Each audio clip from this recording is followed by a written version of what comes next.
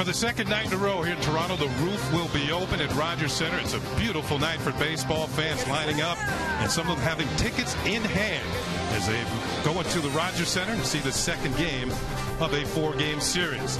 As tonight, My Nine presents New York Yankees baseball. It's going to be the Yankees against the Toronto Blue Jays in Game 2 of a 4-game series at Rogers Center in downtown Toronto, Ontario. Hi, everybody. Ken Singleton along with David Cohn. Tonight we have Game 2 of the series. Now, last night, well, the Yankees want to forget that as quickly as possible. The Blue Jays scored 8 runs in the first inning of last night's ball game on their way to a 16-7 victory in the opening game of this series. Let's check out tonight's pitching matchup brought to you by Dunkin' Donuts. Dunkin' Donuts, to get dunked, go to www.getdunked.com. Freddie Garcia gets the start for the Yankees tonight, 7-6 with a 3.13 ERA. And Brandon Morrow, the hard-throwing right-hander, gets the start for the Toronto Blue Jays, 5-4 with a 4.60 ERA. Let's take a look, David, at Freddie Garcia's last few outings. Yeah, well, Freddie Garcia just has been getting it done flat out for the Yankees really all year long. He mixes it up. You see that nasty splitter that he's got. He throws slow curveballs. He just finds a way to keep the Yankees in the game time in and time out. 11 out of his 15 starts this year have been of the quality nature. He's been the best Yankee starter not named Sabathia. And how does he do it? Well, just like that, just mixing it up slower and slowest. He gets the ball on the ground. He gets double plays when he needs it. He gets base runners. He gets out of trouble. Freddie Garcia really been a quality starter for the Yankees this year. And even in his last 5 starts, 3-1 with a 1.87 ERA. Really says a lot. Those numbers, really what the Yankees need. Well, Freddie Garcia on the mound tonight for the Yankees, but leading off the ball game for the Yankees is going to be Derek Jeter. The captain will lead it off. He has 3,005 hits, just 2 behind Al Kaline, the Hall of Fame Tiger on the all-time list. Can Derek Jeter catch the Hall of Famer tonight? Stay tuned to My 9 and find out. Verizon Fios. Switch to Fios, a network ahead. To learn more, visit Verizon.com/getFios. Your local Lexus dealer. And by Chase. Deposit checks from your smartphone with quick deposit. Take a step forward and chase what matters. Here are the Yankees getting ready for tonight's second game of the 4-game series. They lost last night's opener by a score of 16-7. And a reminder that today's closed captioning is brought to you by your local Lexus dealers. There's Freddie Garcia in the middle of your picture. He'll be starting for the Yankees. He'll be taking the hill in the bottom half of the first inning. As the Blue Jays are preparing, David, to take the field, they have won 4 in a row. So they won 3 in a row before the break, and they won last night's opener of this series. Yes, they did. And, you don't get mulligans in baseball. The Yankees would love one after giving up 8 runs in the bottom of the first last night, but you just got to turn the page and try to get back on track tonight. Well, he did make it interesting at one point during the game. They closed it within 9-7, but the bullpen could only hold on so long. There's Derek Jeter's going to lead it off for the Yankees tonight. Derek, as we mentioned in our open, 3,005 career hits, 2 behind Al Kaline, the all-time Tiger great. And he might be able to tie him tonight with 3,007 hits. Here's the Nissan starting lineups. It's Nissan's bottom line sales event. We're laying it all on the line. Visit ChooseNissan.com or your local dealer today. Derek Jeter's going to lead it off for the Yankees. Curtis Granderson will be in center field. Mark Teixeira will be at first base. Cano will be at second, batting in the cleanup spot. Nick Swisher will be in right field. Jorge Posada will be the designated hitter. Russell Martin will be doing the catching tonight and batting 7th. In the 8th spot is Brett Gardner. He'll be in left field. And batting 9th at third base, the rookie, Eduardo Nunez.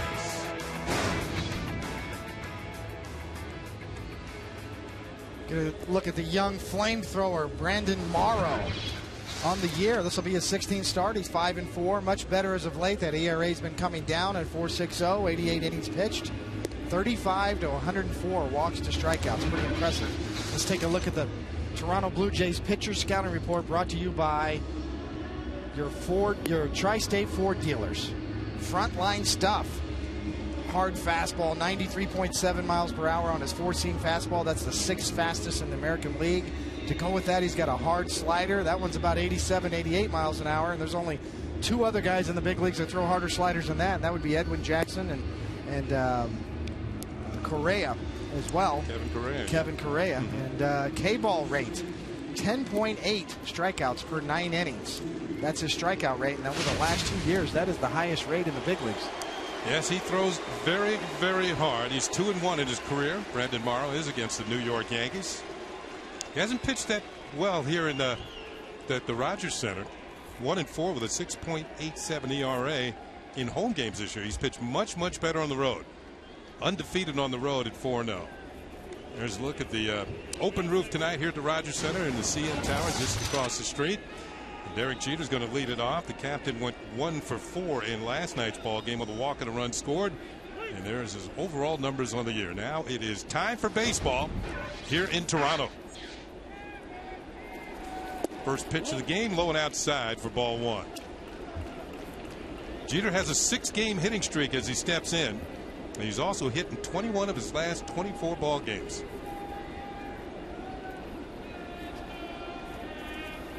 Morrow deals, and that one hits the corner, and it's 1-1. Jeter's having a very good month of July. His average is way up there this month, hitting .355.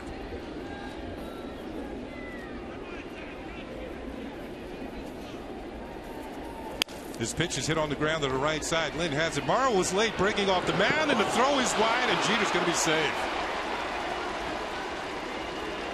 Morrow was frozen for just a second on the mound, and that made the play even more difficult for Adam Lynn, the first baseman. Well, it did. You see he covers a lot of ground, does a full 360, and just throws it behind Brandon Morrow, who did get a late break but did have the edge on Jeter. We'll see a little hesitation here from Morrow getting off the mound. Oh, get over there. But he's got enough speed to beat it, but the throw is wide, and Jeter's safe. There's that routine and the play that they work on all spring training. How many times? I bet you'd like to have a nickel for every time you covered first base. Every time, and those long throws when the first baseman ranges over towards second base are the toughest ones. Here's Granderson, who takes a first pitch in there for a call strike. Numbers on Curtis, having an all-star season, 25 home runs, 65 runs batted in.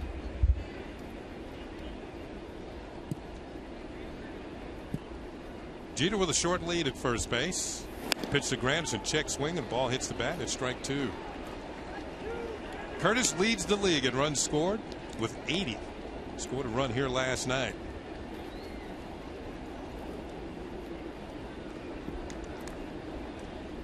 By the way, the error on the play, first play of the game, went to the first baseman, Adam Lynn, but it was caused by the pitcher. Brandon Morrow. Pitch to Granderson, had a good swing, fouls it off. Count remains no balls and 2 strikes. So an E3 to get things started here tonight in Toronto.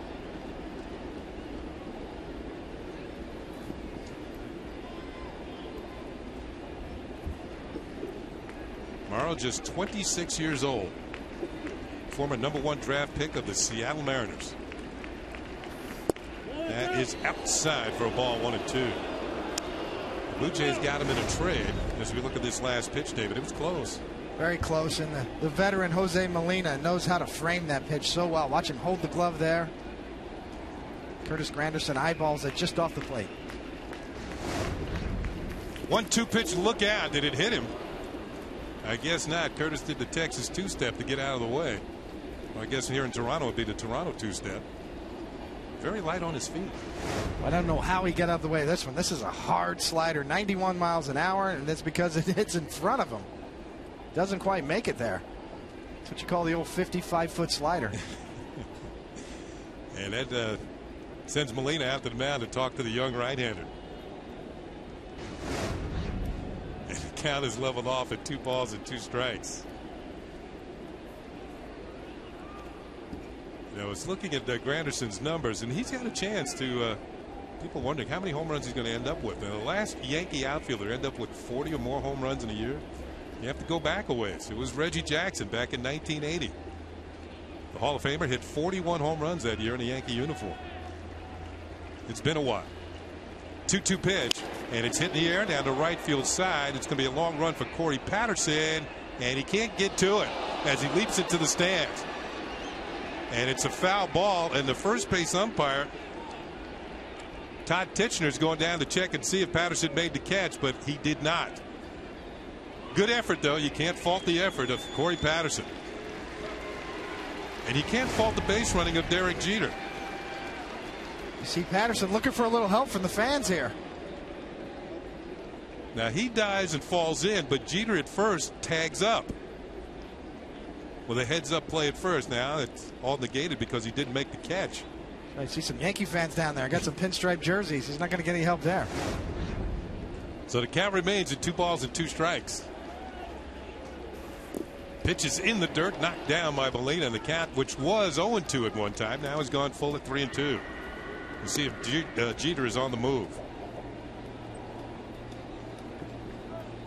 And sometimes when you have a strikeout pitcher on the mound, that will change a manager's thinking about sending runners.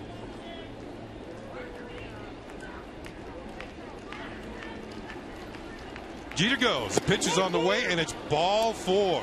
So Morrow, who was ahead on the count 0-2, ends up walking Curtis Granderson, and the Yankees have 2 men on. Let's check out the Blue Jays on defense behind Brandon Morrow. In the outfield from left to right, it's going to be Snyder, Davis, and Patterson. A lot of speed in the outfield. Encarnacion at third, Escobar at short, Hill at second, Lind at first, Molina doing the catching. Encarnacion was a DH last night. Tonight taking over at third for the injured Jose Bautista. 2 on, nobody out. Here's Mark Teixeira. And Teixeira takes a pitch in there for a call strike. Much has been said about the home run exploits of not only Granderson but Teixeira as well. Each of them with 25 home runs, trailing only Jose Bautista in the American League. That pitch is high for a ball. And people were mentioning the names of Maris and Mantle. Well, on this date 50 years ago, Roger Maris hit his 35th home run of the year, as he was on his way to eventually breaking Babe Ruth's single season record. Pitch to Teixeira, a little looper, back of third, going back is Encarnacion, and he makes the catch, and the runner's going to have to retreat. So Teixeira pops out for the first out of the inning. And the interesting thing about that, the Yankees won that game 9-8 in Chicago. The next night they played in Baltimore, and Mickey Mantle hit his 32nd home run of the year. It's a hard pace to keep up with. Oh, it certainly is. Teixeira and Granderson are finding out. Here's the cleanup hitter, Robinson Cano. Cano having an excellent July, has moved his average to an even 300. 385 for the month. And 1 home run derby title. Cano last night had 3 hits in the game. And he swings at the first pitch, and it's in on the hands, and he fouls it off. We were talking about the absence of Alex Rodriguez last night, David, a cleanup spot. He's going to be out for 4 to 6 weeks. Here are the numbers of Cano. Career batting 4th. He's done a good job. But Alex is one of those players that the other team, he's a presence. As Cano pops one in the air to short left field, coming on is Snyder, and he will make the catch for out number 2. And once again, Jeter and Granderson will retreat to their respective bases. And now the Yankees are faced with a 2-out situation at 2 men on. And A-Rod, as we all know, is one of those players when he walks out of the clubhouse onto the field to take batting practice, the other team's aware that he's on the field. And he might be one of the guys who could change the game with a couple of swings of the bat. Well, the Yankees are going to have to deal without that presence over the next 4 to 6 weeks. Yeah, he creates a residual effect throughout the whole lineup, stretches it out. When you force Cano into the 4-hole and Nick Swisher into the 5-hole, you know, it's a different looking Yankee lineup, especially at the bottom of the order. Just a little bit shorter without Alex. Here's Nick Swisher. And a swing and a miss. Looked like a good slider for strike 1. Indeed it is. It's that hard slider we talked about in our Tri-State Ford scouting report, and that's 89 miles an hour. It looks like a fastball and dives down and in right at the last minute. Tried it again. This one misses. And it's 1 ball and 1 strike. Yankees threatening here in the top of the first inning. You see Derek Jeter at second and Curtis Granderson in the go mode at first base. 1-1 pitch high and away for ball 2. 2 balls and a strike. Now, one thing that bothers Morrow from time to time, his pitch count will elevate. And he kind of forces himself out of ball games.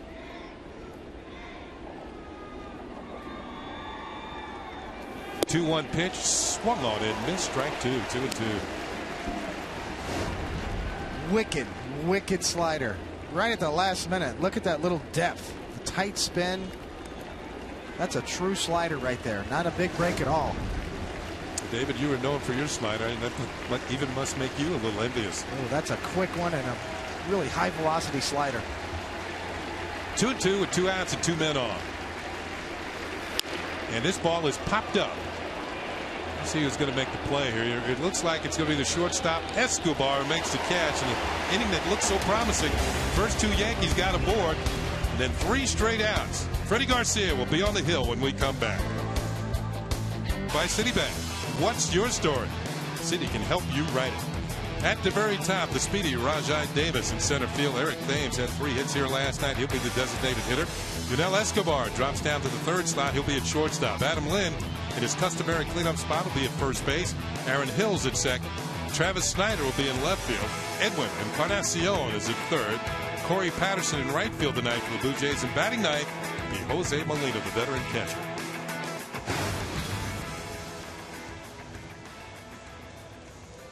Freddie Garcia ready to go. Be his 16th start on the year, 7-6 and a 3.13 ERA. Not a lot of run support. That record's better. It should be better.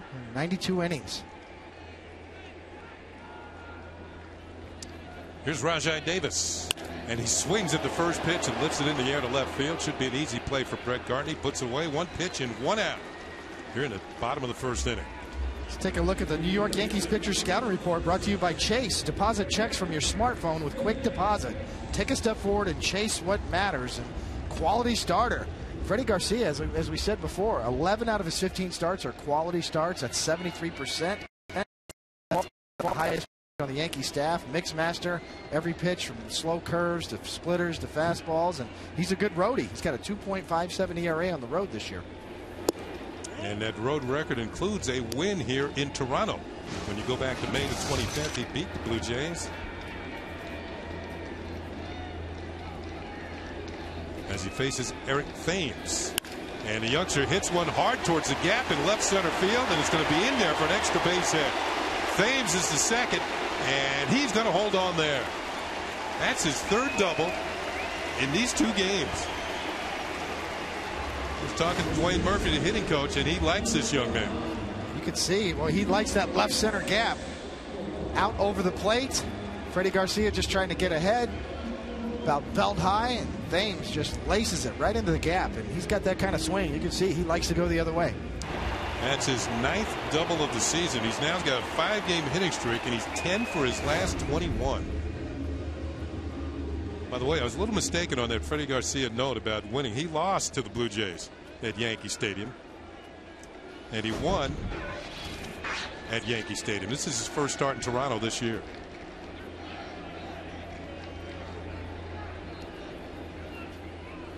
Here's Escobar, the shortstop, and he takes a breaking ball, and it's in there for a call strike. Escobar dropped down into the 3rd spot with the absence of Jose Bautista. Bautista, if you missed it last night, twisted an ankle sliding into 3rd base on a force play. Had to leave the game. That pitch is just outside, and it's a ball and a strike. So Garcia's 1-1 against the Blue Jays this year, and 7-6 lifetime in his career. And he is 7-6 for the season this year with the Yankees.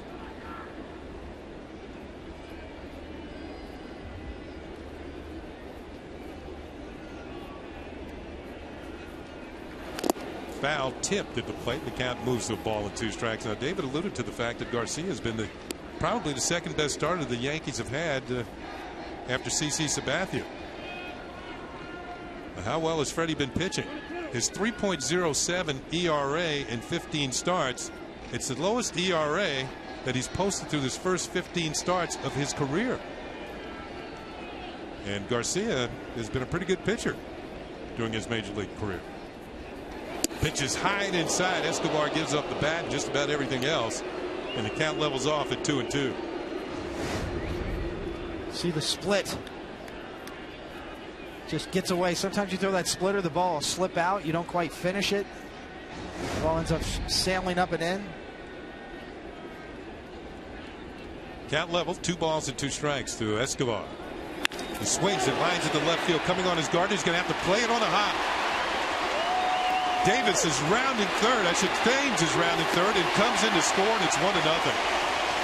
He hesitated, but then was waved home by Brian Butterfield, the third base coach, and the Blue Jays take a 1-0 lead.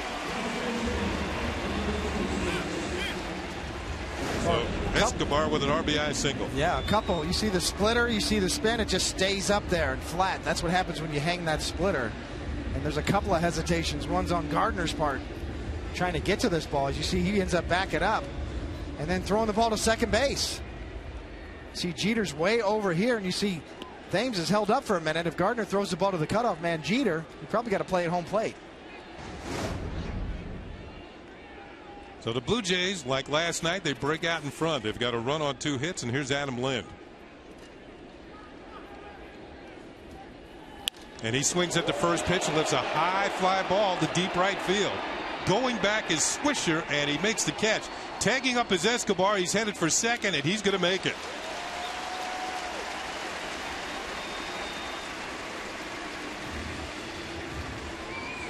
So Escobar with some heads-up base running makes it to second base. Oh, another hesitation by the Yankee outfielders. You see Swisher's like, uh-oh. He's tagging. Definitely caught off guard. Nice base running by Escobar. He never hesitates. Catches Swisher off guard. Not even close. The Blue Jays with a runner in scoring position, and number 5 hitter Aaron Hill will come to the plate.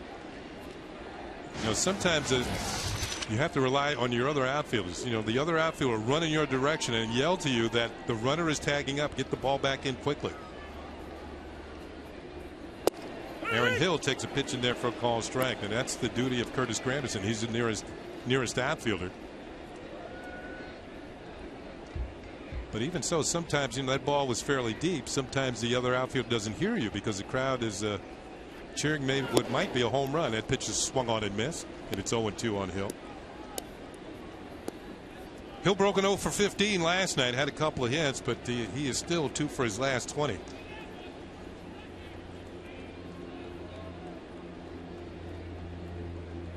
And right now finds himself in a hole, no balls and 2 strikes.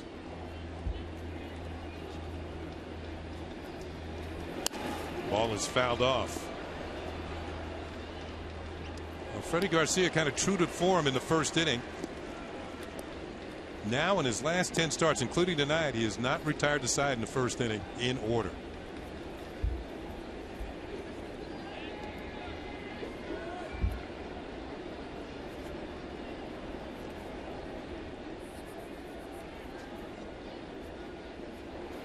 Swung on and missed, strike 3, and Hill is out of there. But the Blue Jays do pick up a run on 2 hits. At the end of 1, Toronto has the lead at 1-0.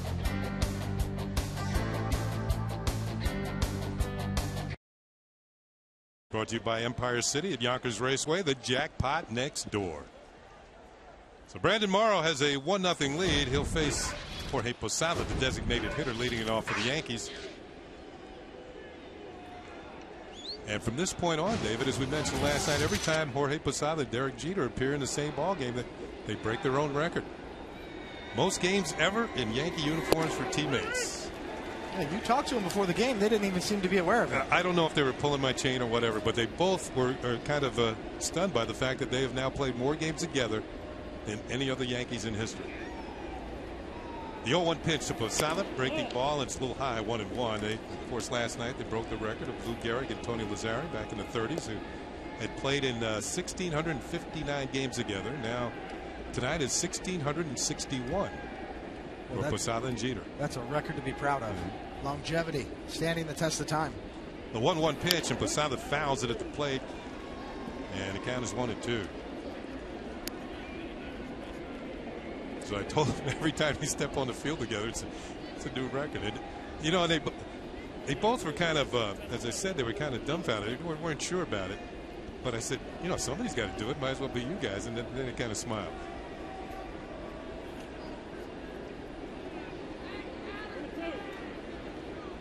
And it's among many other records these two are setting lately. The 1-2 pitch on the way. And it's inside. 2 balls and 2 strikes. Another longevity record for Posada tonight.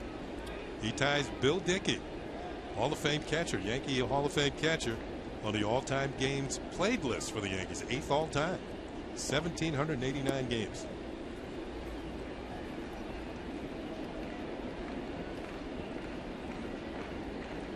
You don't hang around that long without being productive.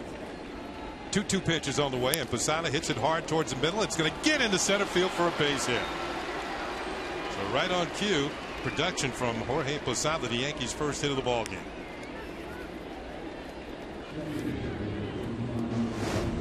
You see, Brandon Morrow also has a split finger fastball, and this is a hard one. You see it diving down and away, and look at Posada stay on that pitch. Almost looks like the British Open there in a little knockdown shot with a 9-iron. He just stayed on it, a little abbreviated follow through, and right back up the box. So you have been getting up at 5 o'clock in the morning to watch, huh? The bump and run shot. Good plate coverage by Jorge Posada. Now he gives way to Russell Martin, who steps in.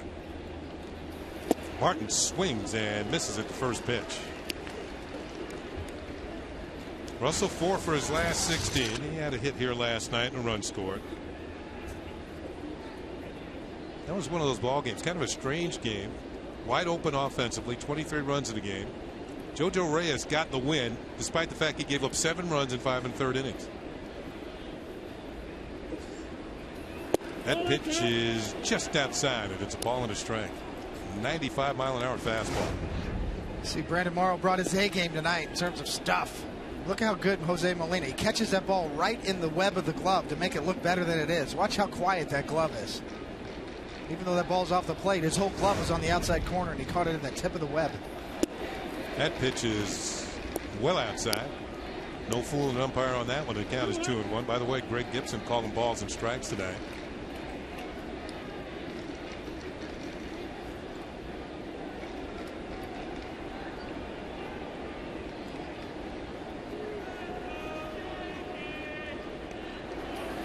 Outside once again, 3 balls and a strike. Now Martin was born in Montreal, but he lives here in Toronto, East York, which is now part of Toronto, or as they say here, Toronto.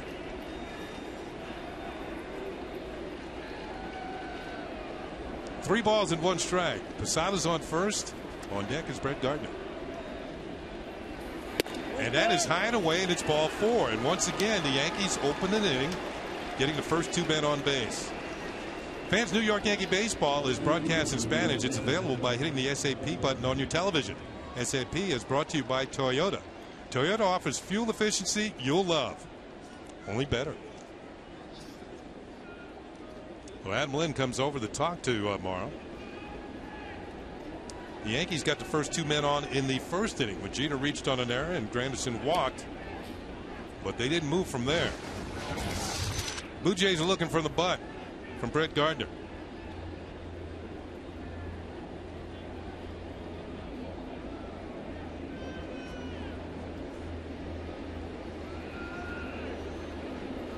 Not bunting here, and he swings and fouls one back. And let's see if the Blue Jays change their thinking in the infield here. Robbie Thompson going through the signs. Gardner has stepped out of the box to get a good look.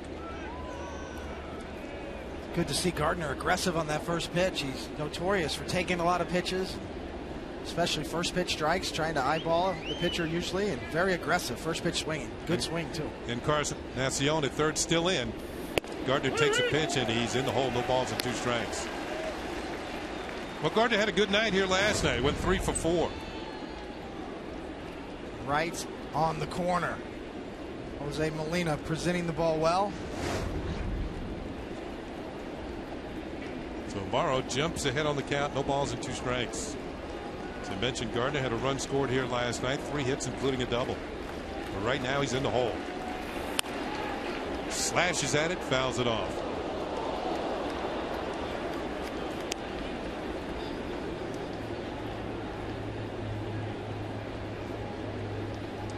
little bit of a slide lately with runners in scoring position, but still overall 283 is not bad. But you can see that he was well over 300 at one time, but he's 0 for his last 12 in these situations.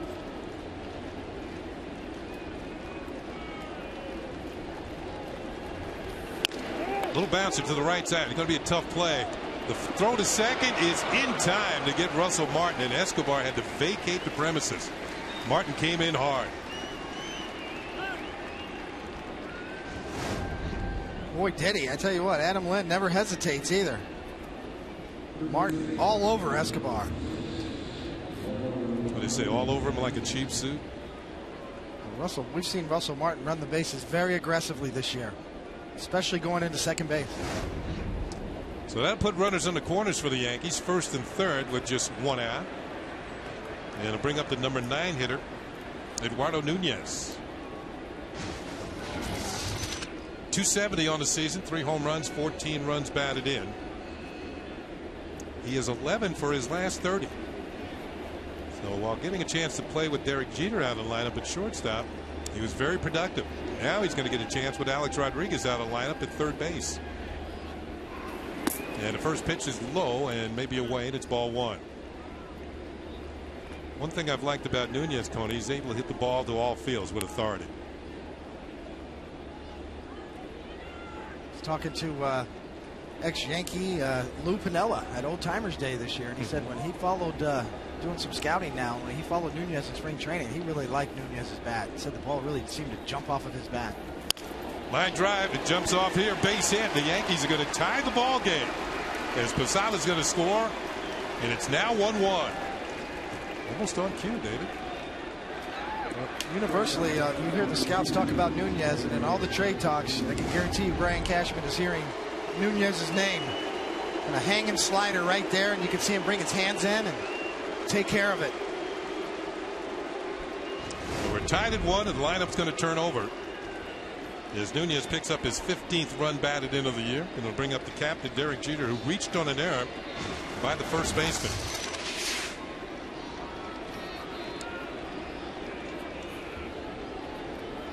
Two on and 1 out. Pitch is fouled back.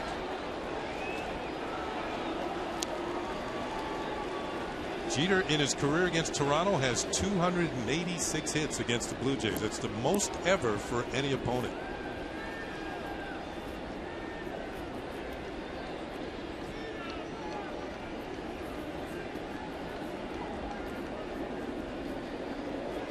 The 0-1 pitch, and that is just outside for a ball.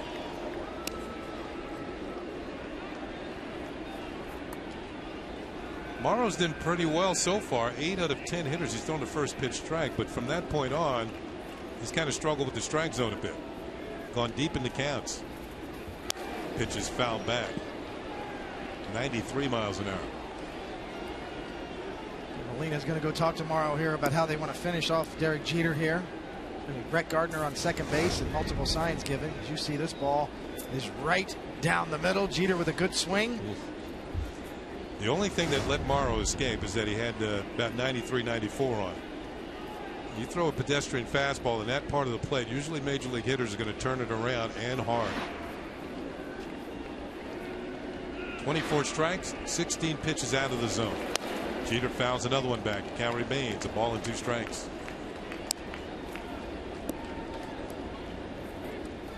Always felt about the hard throwers, David, is that one reason their pitch counts elevate because they get so many foul balls. Hitters are a little late, foul it off, have to continue their at bats. They can't quite put them away. Swing and a miss, strike 3 on a good slider. That is out number 2 and the first strikeout of the game for Brandon Morrow. It is a perfect strikeout finish pitch. You can see it looks like it's right on the outer third of the plate, and the next thing you know, right at home plate, it dives down and away. Jeter's got no choice. He reads fastball. By the time he commits, the ball's gone. So that will leave it up to Curtis Granderson with 2 on and 2 outs in a 1-1 ball game. And that one misses, ball 1. This is Morrow's first start against the Yankees. Granderson walked his first time.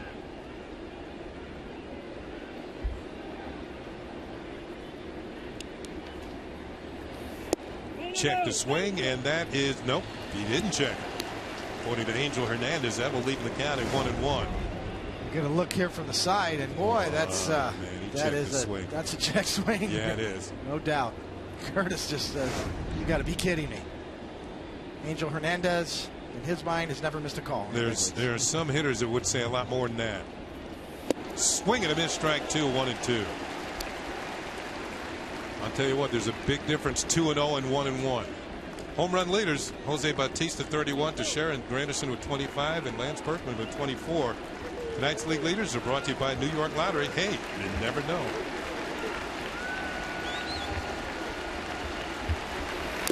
Foul tipped off the glove of Molina, and the count remains a ball and 2 strikes. Get a look here after all those pitches inside to Granderson, takes a shot away. Granderson just fouls it off. You see Molina shake the glove. That might have got him off the tips of the fingers. Yeah, those are the ones that hurt, those foul tips that go off the heel of the glove or off the end of the glove. They really twist your hand around. We've seen Jorge Posada have problems over the years. You see Jose Molina with the back of the hand, the pinky area, take a beating as a catcher. Well, first of all, as hard as Morrow throws, you're going to take a beating anyway in that catching hand.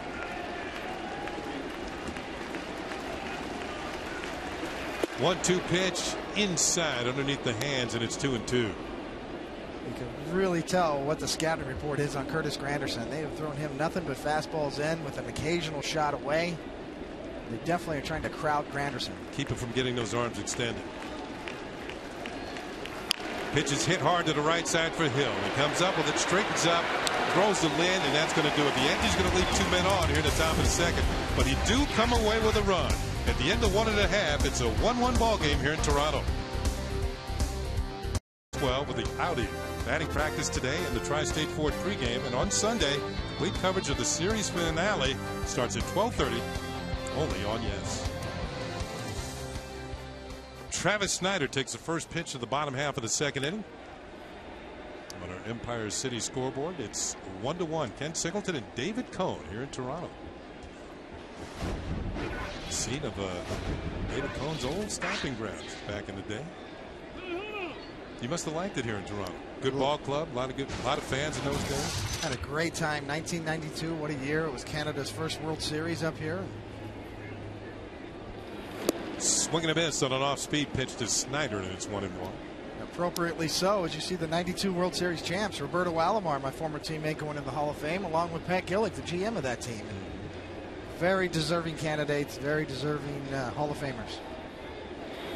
Swinging a miss on another off-speed pitch, and it's 1-2. And in the Toronto Star today, the local newspaper, one of the local newspapers, as we look at your career with the Toronto Blue Jays, Pat Gillick.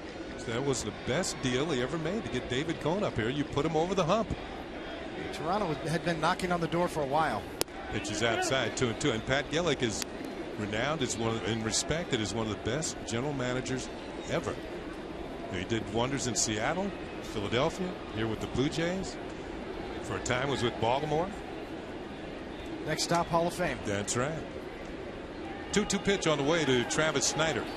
Swing and a miss, strike 3. Freddie Garcia with the off-speed pitch puts him away. Strikeout number 2. Let's take a look back at a young David Cone. What's coming here, Coney? Oh, that little wide strike zone there, boy. I tell you what. I forgot how wide that strike zone used to be. Well, I had a great time up here. Toronto treated me so well, and they were so anxious for a World Series win up here. And they got it. Not only 1 year, but 2 years. Encarnacion takes a pitch downstairs for ball 1. Edwin playing at third base tonight. It's hard to find the Blue Jay didn't have a good night with the bat last night. They pounded out 20 hits against the Yankees, a season high. Swing and a pitch, foul tipped into the glove of Russell Martin. Encarnacion had 3 hits, a run scored, and drove in 3 last night. Every starter had a hit. 1-1 pitch is hit on the ground foul.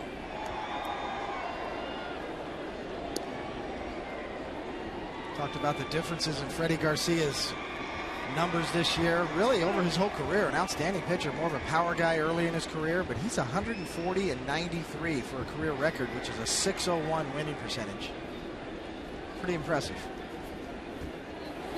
That's high for a ball, 2-2. Not only impressive, but the way he's done it. I mean, the first part of his career, as we all know, he was a flamethrower. Arm problems sapped the strength of his arm, but he's come back. And wouldn't call him a junk baller as of yet, but he knows how to change speeds very well. There's that splitter, usually his put-away pitch, misses there, and the count runs full of 3-2. The all-time winningest pitcher from Venezuela. Corey Patterson on deck. He started the season tied with Johan Santana, but of course Santana's been on the DL for the Mets all season long. Here's the payoff pitch to Encarnacion, and it's out of the strike zone and off of Russell Martin. It's going to be ball 4 to Encarnacion. So there's one on with one out here in the bottom of the second. First walk of the evening. Charms of Freddie Garcia.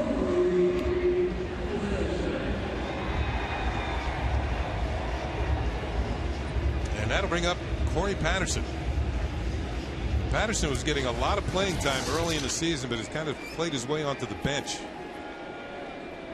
He's only 8 for his last 52.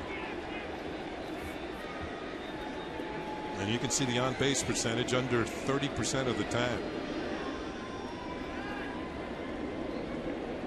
He's a good bunter, has good speed. And takes the first pitch from Garcia in there for a call strike. Freddie's had 5 consecutive quality starts. And during that time, he's 3-1 with a 1.87 earned run average. He's been dealing.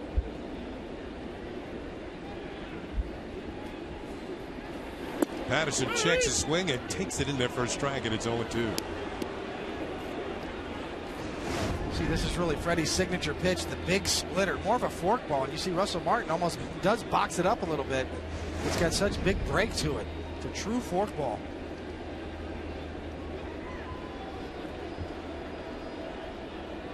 The 0-2 pitch, and it's low knocked down by Russell Martin. Now, I'm going to have you explain the difference between a forkball and a splitter. Yeah, you know, a forkball is really just a wider split of the fingers. You jam it in between your fingers and split your fingers as wide as you can, and it takes more rotation off of the ball, almost like a knuckleball, as you see there. Look how wide that split is. That's a true forkball. And what that'll do is that'll let you throw it a little slower and get a little more break to it, a little more tilt and depth on the pitch, as opposed to a splitter, which is why they call it a split finger fastball. There's less split on the fingers, and it's thrown harder with less movement. More like a hard sinker as a split finger fastball. Freddie's is a true forkball. The next pitch up from a forkball is a knuckleball. I mean, that's just lack of rotation, bigger break. The 1-2 pitch is popped up to the right side. Looks like Teixeira is going to call for it, and it looks like he's going to make the play for the second out here in the bottom of the second inning. You know, pitcher that was famous for the forkball, you go back in the day, it was Elroy Face. He was a reliever for the Pittsburgh Pirates. And that's when relievers, he was a closer, but in those days they didn't call him a closer, and he would come into ball games in the 6th inning and eventually stay in long enough to pick up the victory.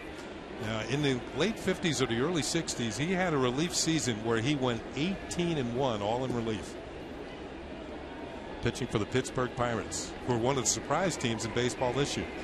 Here's Jose Molina.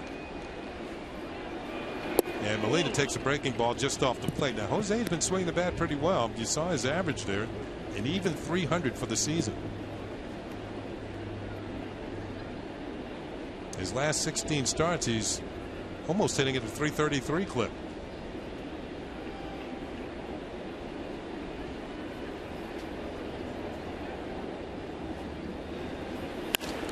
Line to right field, coming on his swisher. He's there and makes the catch. And the Blue Jays will leave a man aboard here in the bottom of the second inning. It's on to the third here in Toronto. The smiling Freddie Garcia has a 1-1 ball game on his hands. Every weeknight, watch the 10 o'clock news with Brenda Blackman and Harry Martin. Give us 9 minutes and we'll give you the important news and weather without delay. Or stay longer for more in-depth stories. The 10 o'clock news on My 9, weeknights.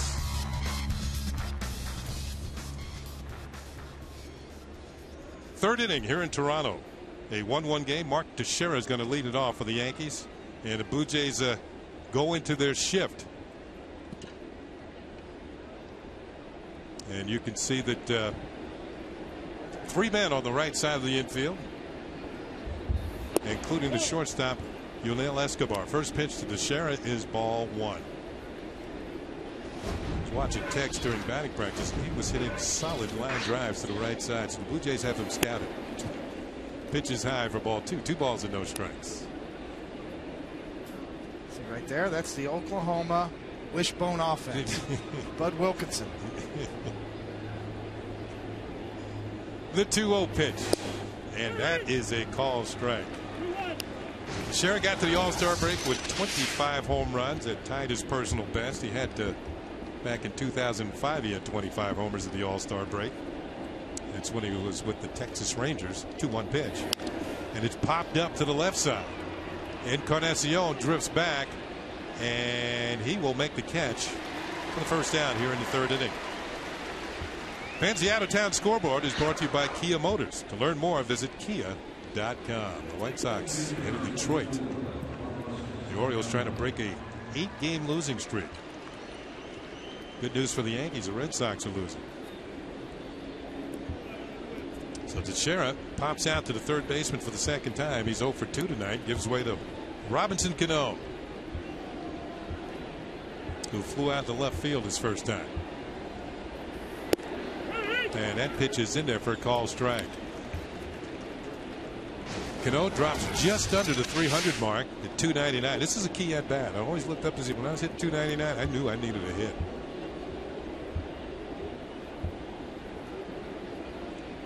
The 0-1 pitch. Swing and a miss. Strike 2. Morrow throws hard.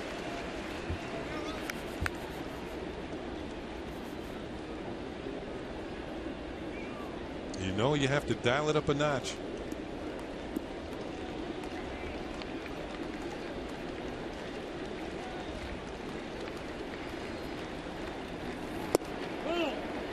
One and 2 on Cano.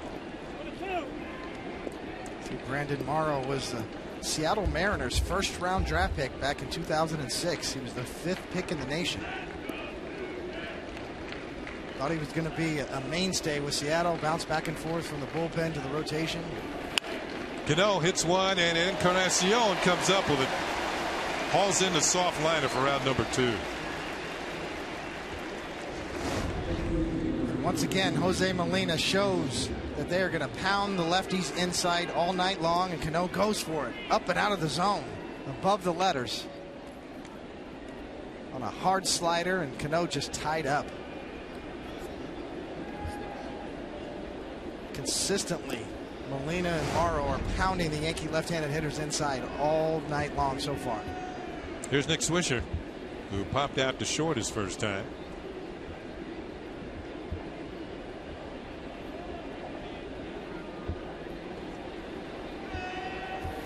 And Morrow deals low for ball 1. When Morrow was drafted, it's almost like the Mariners couldn't figure out what to do with him. Bullpen starter, bullpen starter. When he came to Toronto, they made him a starter. And Swisher hits one high in the air to right field. Coming over is Patterson, drifts into foul territory. Does he have room? No, he doesn't. About 3 or 4 rows back into the seats for a loud foul ball. And think about it, when that trade was first made with Seattle, Brandon League went to Seattle, and it looked like it's a one-sided deal for the Blue Jays. But League has developed into a pretty good closer, made the All-Star team this year, and for a while he was leading the league in saves. 1-1 pitch to Swisher, and he hits this one hard, and look out. He tended down the first baseline. It was ducking and diving. Looks like he's trying to get in on Swisher, and Swisher's not having any of it. Here's the resume on Brandon Morrow. Santa Rosa, California. 5th overall pick, as David mentioned. And he tried to go back outside. Swisher fouls that one off. 95 miles an hour. He's got true #1 starter stuff. And Toronto was right to put him in the rotation and give him a chance to develop.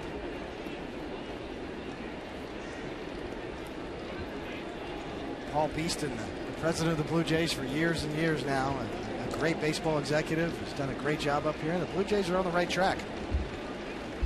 New GM, Alex Anthopoulos. Not quite new. He was here last year. There's Paul Beeston right there, one of the great baseball people in the game. Been here a long time. In fact, went away for a while, then came back. And he's in the Ring of Honor.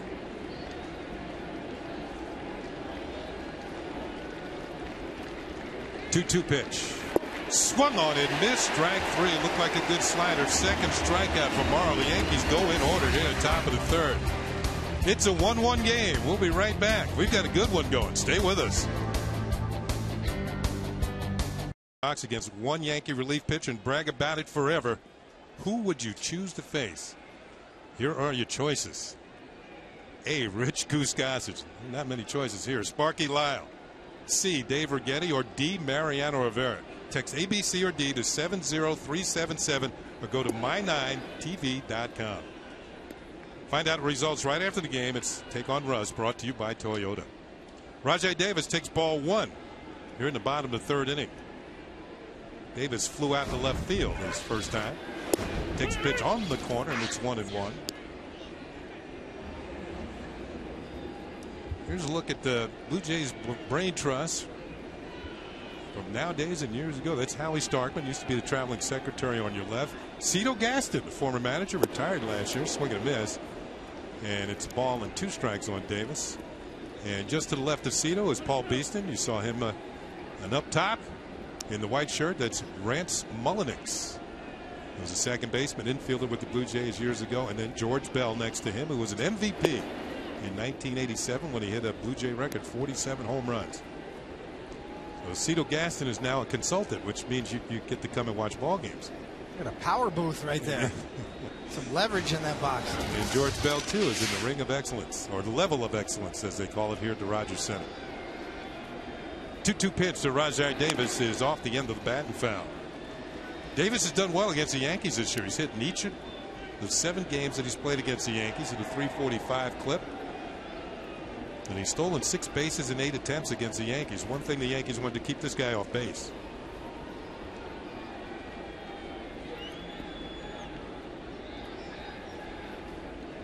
Two-two pitch. Swung on in, missed, strike 3. The put-away pitch, 79 miles an hour. Kind of a different way of striking a hitter out. Take a little off and get him.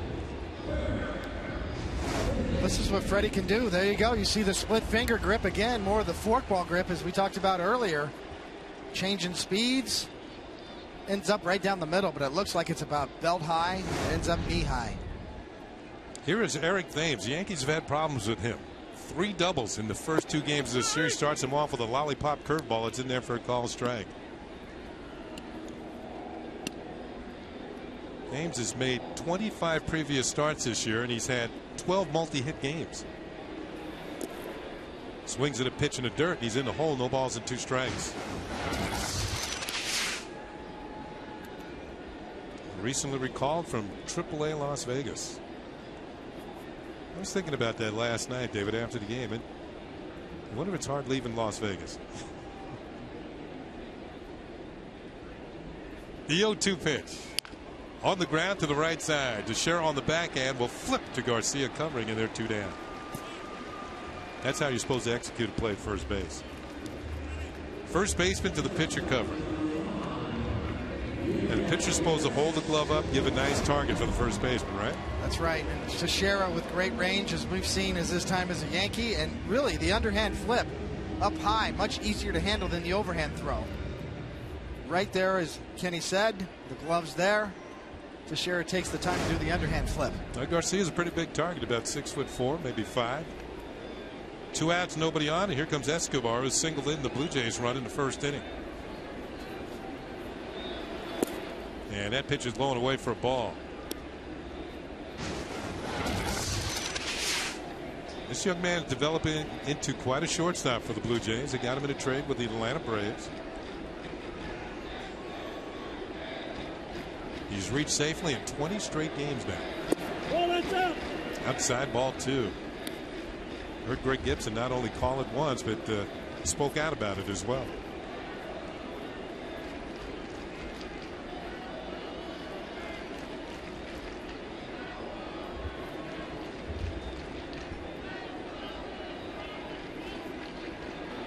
2-0 pitch is in there for a strike. And you saw Russell Martin go through the signs there. There was a little bit of a flap here last night because Russell Martin thought the Blue Jay runners in scoring position, particularly second base, were giving the signs away to the hitters. Nobody on base, using multiple signs, and a 2-0 breaking ball from Garcia there. Nobody on base, multiple signs. That's unusual. So that's like telling the opposition, you got somebody watching somewhere. Just in case, the old saying, we're going to put a skirt on it, just to hide. The 3-1 pitch. Escobar hits it high in the air to deep left field. Going back is Gardner, and this is over his head and up against the wall. Escobar is headed to second. Here comes a throw, and he's in with a double. He too has been swinging a hot bat. You've seen Freddie Garcia throw off-speed pitches and fastball counts. Well, this time he gets a fastball on a fastball count, and Escobar just lets him know. And the big break here for Garcia is that it stays in the ballpark, because off the bat it looked like it would not. A nice play by Gardner. Off the bottom of the wall, Garcia will take it. A double instead of a homer. He's got 2 outs, and Garcia's been pretty good with 2 outs this year, and runners in scoring position. Just a 167 batting average against Garcia in this situation. Here's Adam Lynn, the cleanup hitter. Swing and a miss at an off-speed pitch, and it's strike 1. Season numbers are pretty good for Adam Lynn, who's early in the year was on the disabled list with a bad back. He came back with a vengeance, hit 9 home runs in June. Off the end of the bat, and it's foul ball, 0-2.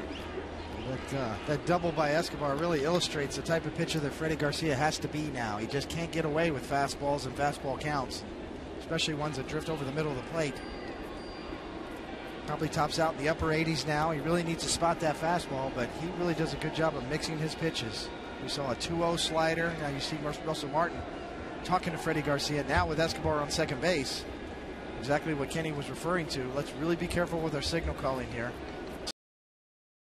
There's some gamesmanship going on, and there's some relaying of signs from the second base runner to the hitter to let him know what's coming.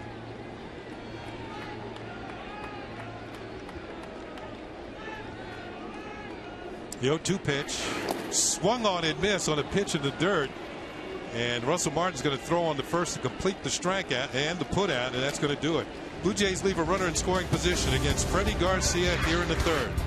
It's on to the 4th. Jorge Posada is going to lead it off for the Yankees in a 1-1 ball game. Posada has scored the Yankee run. He led off the 2nd with a single, and he takes a pitch off the outside corner for ball 1. Jorge in his last 47 games hitting over 290.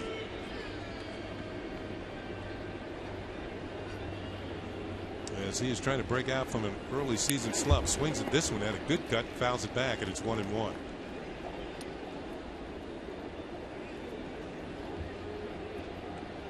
Posada, Martin, and Gardner for the Yankees here in the top of the 4th.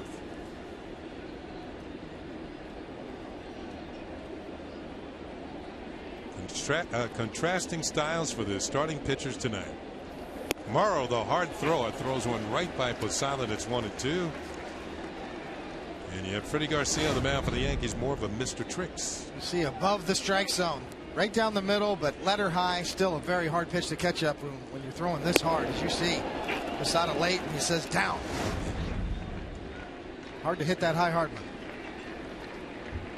1-2 pitch, and that is high. It's 2-2. And he's right. You have to have more discipline against the hard throwers. You don't have quite as much time to get the bat to the baseball. You have to really bring him into the strike zone. And again, Molina really guiding Morrow well, pounding the Yankee left-handers inside. 2-2 pitch, and that is a little bit high. The count is run full at 3-2. Certainly a very, very good strategy. When you have a home run hitting team, the Yankees have 5 hitters with double-digit home runs in their lineup. Posada with 9. Tie them up. Don't let them get their arms extended. Payoff pitch, and it's in there for call strike 3 on a slider. third strikeout for Brandon Morrow. And it is. It's a 3-2 slider. Posada reads fastball up. He thinks it's high. Molina brings it back down in. And Gibson brings up Posada. As you see, that ball is in between the belt and the letters. And Posada asked if it was up. He thought that pitch was up a little bit. Gibson with the borderline call going Morrow's way. Here's Russell Martin with one out, nobody on in the fourth.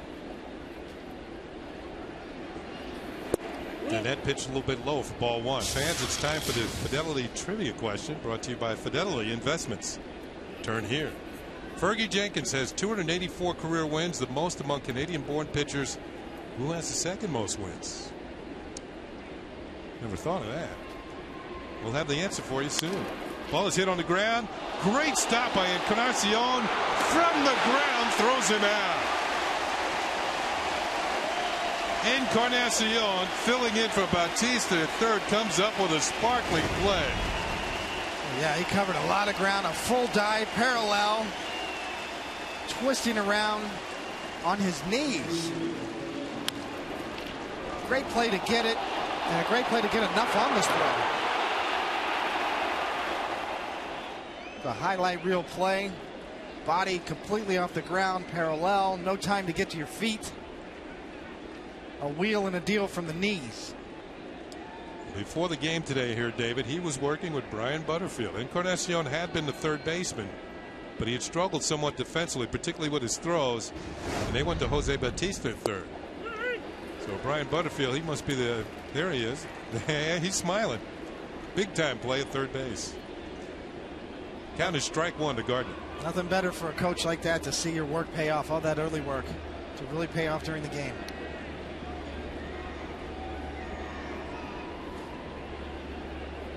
Oh, 1 pitch is, well, it missed. Ball and a strike. Gardner reached on a fielder's choice in the second inning. Every now and then the umpire gets locked up too when you have a pitcher that throws really hard. They miss a few pitches here and there too. They're human. Pitch is fouled back, and once again a pitch in on the hands of a left-handed hitter.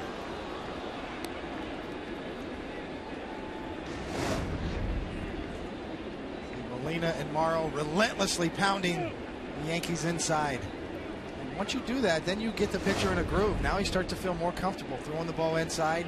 And there's a difference between pitching inside and pitching inside for strikes. 1-2 pitch, slash to third. That's been the place where you don't want to go tonight if you're a Yankee hitter. Right to Encarnacion. That's going to do it. Yankees retired 1-2-3 in the fourth. On to the bottom half of the inning. Bottom of the fourth inning. Aaron Hill's going to lead it off for the Toronto Blue Jays. He was a strikeout victim. The first strikeout of the night for Freddie Garcia. Thus far, he has struck out 4 Blue Jays. All swinging. And the first pitch is in there for a call strike. Let's go to the answer to our Fidelity Trivia question. Fergie Jenkins, Hall of Fame right-hander, has 284 career wins, most among Canadian-born pitchers. Who has the second most? Pitch is swung on and missed, and that pitcher won a ball game today. Ryan Dempster. The Dempster. 109 career victories. I believe he's from British Columbia. Way out west.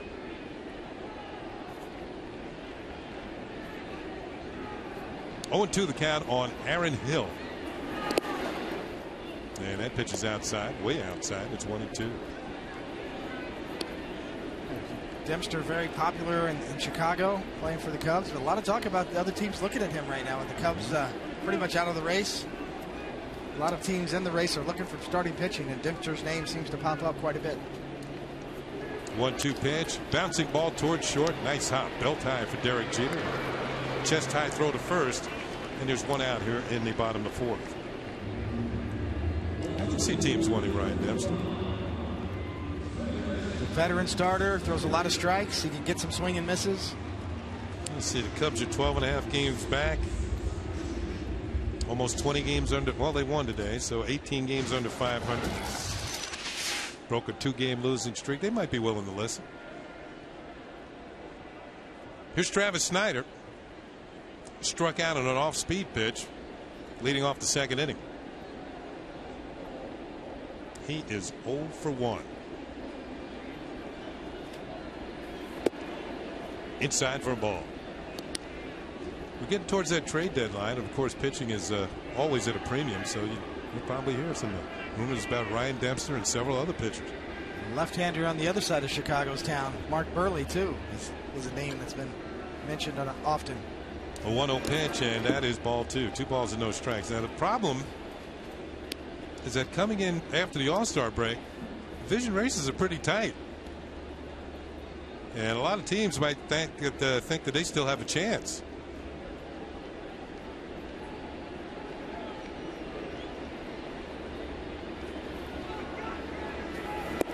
Swing and a miss on that off-speed pitch, and it's 2-1. So there might be more buyers than sellers this year. See, this one's more of the circle change. See, he's kind of a claw grip. It's got more rotation on it. See, that had a little tighter spin than the true forkball that we talked about earlier. That's high for ball 3. 3-1. I was beginning to talk about Russell Martin last night with the signs, and he felt that the runners at second would turn their head one way for one pitch and turn their head another to relay to the hitter is going to be something else. Swing and a miss, and the count is run full of 3-2. So far, Snyder's had a hard time squaring up Freddie Garcia. A lot of swings and misses. Whatever Freddie is selling, Snyder's not buying right now. It's a good matchup when you have a young, aggressive hitter and a veteran pitcher. Goes to slow, slower, and even slower. 3-2 pitch is lined over the head of Teixeira. It's headed for the corner. Snyder rounds first. And Swisher gets the ball back in. It's going to be a 1-out double.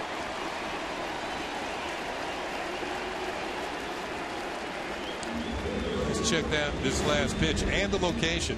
There it is again. That's more of the circle change again. It's 3 in a row. And the young kid makes the adjustment. Travis Snyder, coming of age, averages up to 350. Teixeira with the leap. A little late. Snyder with the double. Snyder now with a 7-game hitting streak. Hitting over 400 in July.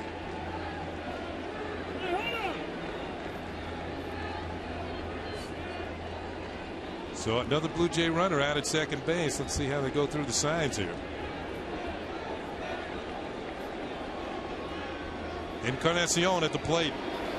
And he hits one hard towards the gap in right center field. It's going to be in there for an extra base hit. Snyder can walk home from second. He's going to score. Encarnacion will trade places with him. Back-to-back doubles for the Blue Jays give them a 2-1 lead. Encarnacion not wasting any time as he ripped one to the gap in right center. Well, first pitch, get me over slider. As you see the wrist turn over, the spin is spinning away. Really good hitting by Encarnacion. Great play coverage. Garcia trying to throw a strike on the outside corner. Encarnacion just driving it into the right center field gap. Trading places with Travis Snyder at second base. Encarnacion leads the Blue Jays in 2 base hits. He has 20 doubles on the season. And now he gives away to Corey Patterson. Patterson popped out to Mark Teixeira in the second. Toronto 2, the Yankees 1 here in the bottom of the 4th.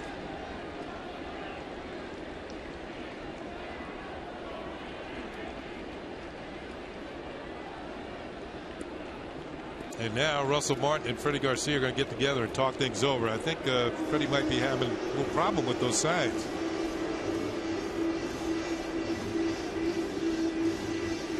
That's exactly what that was.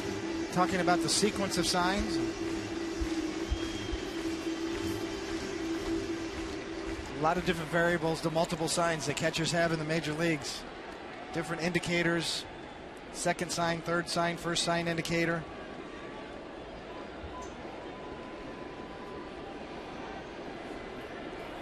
Patterson tried to check a swing and goes around too far for strike 1. What were you most comfortable working with as far as signs are concerned? I usually like the second sign to be the indicator, meaning that whatever the second sign was, whether it was a 1 or a 2, then that was your indicator. So if it was 2, second sign indicator, that meant that the second sign after that would be the hot sign. Okay. Swing and a miss on an off-speed pitch, 0-2. So if it's 2, that means he'd get one more sign and then another, and that would be what you were going to throw. That would be the hot sign that you would throw. Right. You see the big forkball from Garcia right there with the sort of lack of spin and rotation on that pitch and the big drop. Every once in a while you see a pitcher out on the mound who would brush his uniform with his glove to either add or subtract signs. Make it a little more difficult for the opposition to pick it up. The 0-2 pitch. Swing and a miss, strike 3. Second out of the inning. 5th strikeout for Freddie Garcia.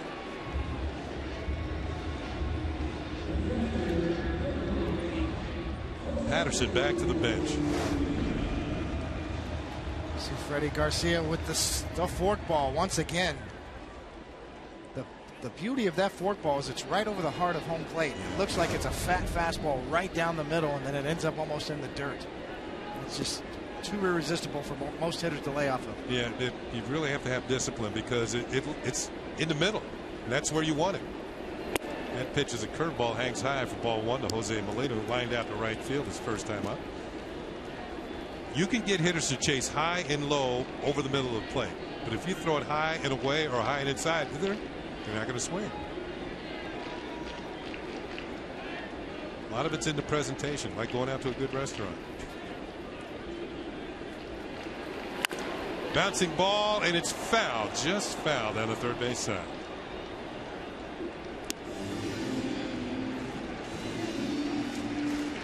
Sometimes food looks good, doesn't taste so good.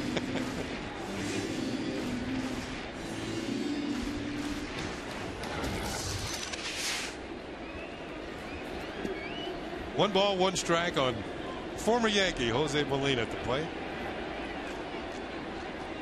That open stance, got a runner at second and 2 down, and he hits it towards the middle. It's in there for a base hit. Encarnacion being waved home. Here comes the throw. It's offline. It's now 3-1. The ball gets away, goes back to the backstop. Garcia will pick it up. Molina trudges into second, and it's now a 3-1 Toronto lead. We told you Molina's been swinging a hot bat, and he comes through with 2 outs here in the bottom of the 4th. Well, this is going to be a pitch that Garcia wants back undoubtedly. Once again the splitter, and it just hangs right there. Does Molina a favor and speeds up his bat. Becomes a BP fastball. Granderson looks like he might have a shot, but the throw is wide. And that's going to be an error on Curtis Granderson. The wide throw allows Molina to get into scoring position at second base. That is Curtis's 2nd error of the season. Ground ball off of Garcia, knocks it down, recovers, throws out Rajai Davis. But the Blue Jays are going to take the lead here in the bottom of the 4th. Molina with an RBI single, and Encarnacion with an RBI double. It's 3-1 Jays.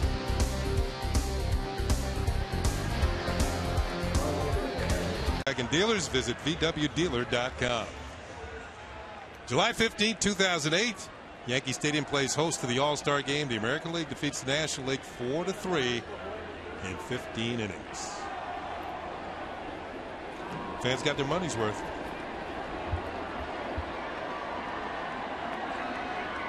Eduardo Nunez is going to lead off for the Yankees. They trail by 2 here in the top of the 5th.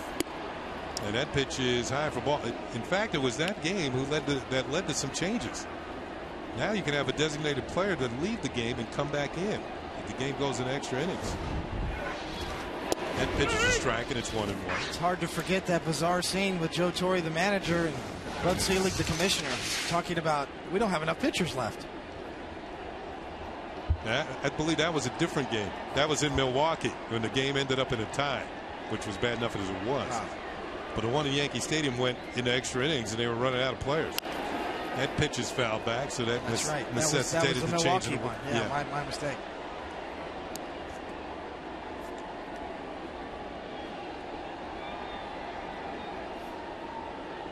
Yeah, 2008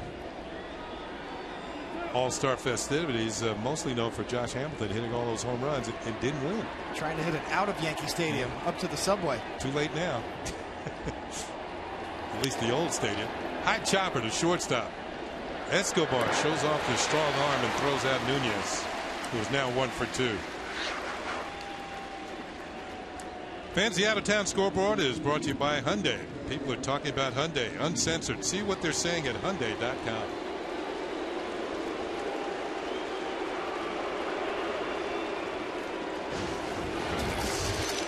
Back to the top of the order, and Derek Jeter, who is 0 for 2. He's reached on an error and struck out swinging. The Yankees have a run on 2 hits against Brandon Morrow.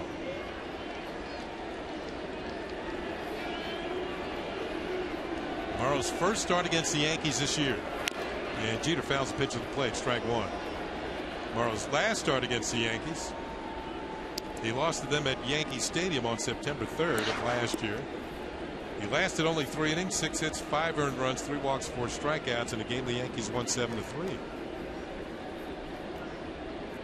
But outside of that loss, he's beaten the Yankees 2 other times, 2-1 in his young career. Pitch to Jeter, good swing, and fouled it back. 0-2. See, Morrow really has good stuff tonight. You know, really, it's been the 5th inning that's been his bugaboo this year. As you see, Molina setting up inside, the ball ends up outside, and Jeter with another good swing, just a little bit under it. Morrow's really struggled in the 5th inning in his starts this year. Call, strike 3. Jeter caught looking. Just checking with Greg Gibson. 4th strikeout of the night for Brandon Morrow. They're 2 down here in the 5th inning. He's not struggling in this 5th inning. Well, congratulations to Derek Jeter becoming the newest member of the 3,000 Hit Club. Become a Yankees Universe rookie member and receive a limited edition Derek Jeter bobblehead. His 5-inch bobblehead is only available as part of the Universe rookie package, and it's a must-have for every fan's collection. Granderson takes a pitch for a strike. Now, members will also receive the other items offered in the rookie package, including a Yankee Universe t-shirt and customized membership card. You can join today by calling 800-GO-YANKS or visit Yankees.com/universe. And here's a look at that last strike to Derek Jeter. Just watch the glove of Molina as you see how quiet that glove is. And it is right there, right on the black. Get the overhead cam view. You see, no doubt, it shaves the front edge of the corner. Swing and a miss by Granderson is count 1-2. But he's got a deft move with his glove hand. Just a little slight turn. Don't move the whole arm. Just turn your hand a little bit. That's the excellent hands and the framing ability. Fouled off 1-2 to Granderson. Really sets Molina apart and keeps him in the game. You know, just talking to Jose over the years during his time with the Yankees, and now you know, seeing him again here in Toronto, you get the feeling he's going to be a good coach or manager one day. Good people skills. The 1-2 pitch. Granderson fouls it at the plate. The count remains 1-2.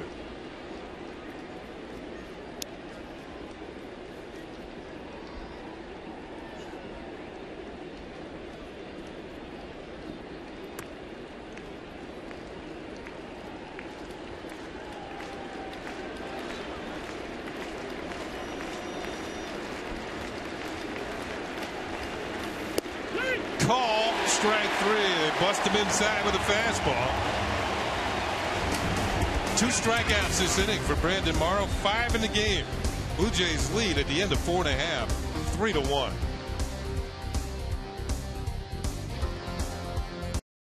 p.m. here on My 9. The Bombers took the last series against Tampa. Now they're looking to do it again.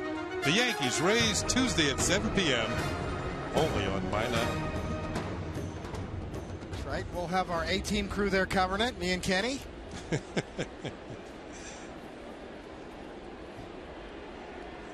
nice to have Troy there too, you know. Yeah, it would. Johnny Moore and Troy. Bowles is good too. No offense to Michael, Flash, all the guys. We got good crews here, but this, you know, you gotta have confidence, don't you, Kenny? A variance of opinions. Pitch to Eric Thames is fouled off for a strike. Before we go any further, we got a happy birthday out there. Speaking of John Moore, our illustrious director, his daughter Erin is 13 years old. She's a teenager, 13 years old today. Happy birthday to Erin Moore. Wonder what kind of car her daddy's going to get her one day. 13 years old. She's going to start driving him crazy real soon. That pitch is high and back to the screen, and it's a ball and a strike. Don't let her date ball players, John. Yeah, she's got she's got a few years to think it over.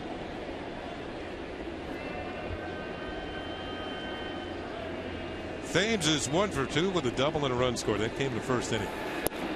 Off-speed pitch, swing and a miss. This guy's been an impressive hitter. First time I've really had a chance to look at him.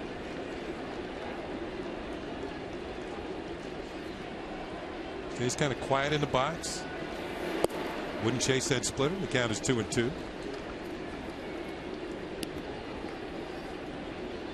He's now hitting 5 straight games. 10 for his last 22.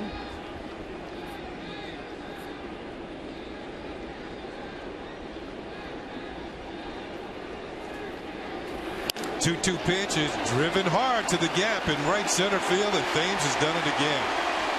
He's headed for second. This is going to be his 4th double in 2 ball games.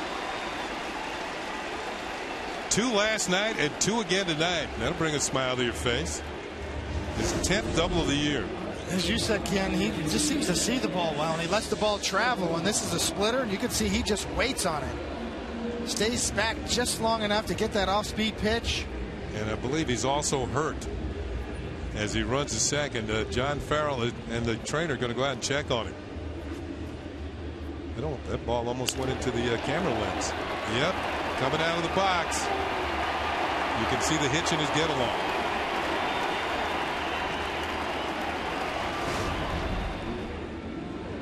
Now, one thing working for the Blue Jays, he is the designated hitter tonight. It's not like he's going to have to go out there and play right field like he did last night.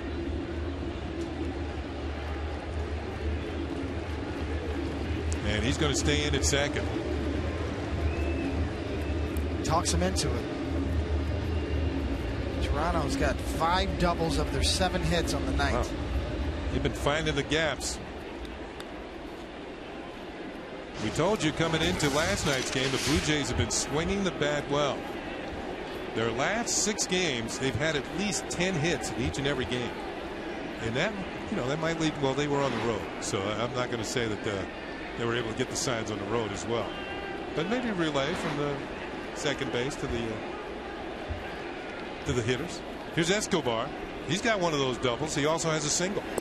Outside and low for ball 1. Based on my experience, Kenny, that whole sign stealing thing can be just blown out of proportion. It could become a big distraction. Like an excuse? It can become an excuse.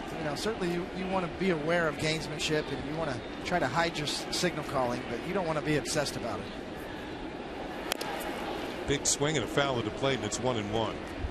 A lot of times, if you've got veteran base runners on second base on the opposing team with a veteran hitter in the box, then maybe you want to be a little more careful. But there's a lot of hitters that don't want the distraction of relaying signs. Paul O'Neill was a prime example of that. He was more distracted by trying to pick up the signs from a second base runner right here and then then turn your eyes back to the pitcher and try to hit the ball. Too much going on out there. It can be distracting for some hitters. Over the corner for a strike, and it's 1-2. I'll tell you what, I didn't want the signs either. I kind of relied on my own ability to figure out what was coming. And if I ever got crossed up, I knew I was going to be in deep water.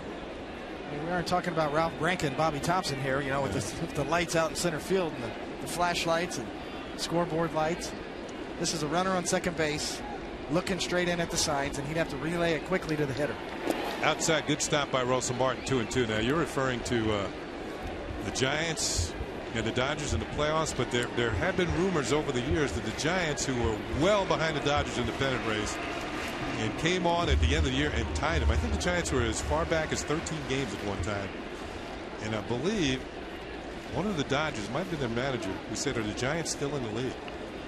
And the Giants eventually caught them. And one of the feeling was at the old Polo Grounds, the clubhouse was straightaway center field, and that the Giants were getting signs as to what was coming and put on this furious rally down the stretch, caught the Dodgers in the playoffs, and beat them 2 out of 3, and of course went off to the World Series, only to lose to the Yankees that year. You can see here Russell Martin and Freddie Garcia have had multiple discussions with runners on second base tonight to try to make sure that they're on the same page and that they're switching up their signal calling just in case there's some sign stealing going on. And that's not been the only stadium where they mentioned Old County Stadium with the Milwaukee Braves. Said they used to do it. Somebody with a pair of binoculars out in center field and a light on the scoreboard, which is a whole lot different than somebody at second base as a runner. Breaking ball is fouled off and the count holds at 2 balls and 2 strikes. One is cheating. You can't have somebody with binoculars in the stands. That's downright cheating. Now, a runner at second base right here, this is gamesmanship. Yeah. This is part of the game. Now, if that runner at second base, and he's not even looking right now, but if he's reading the signs right now with Russell Martin, and he somehow breaks that code and with the turn of his head has now tipped the hitter off to what's coming. That's a lot going on. It's much more difficult to do that. The count is now full at 3-2. A lot different than somebody with binoculars in the stands. Yeah.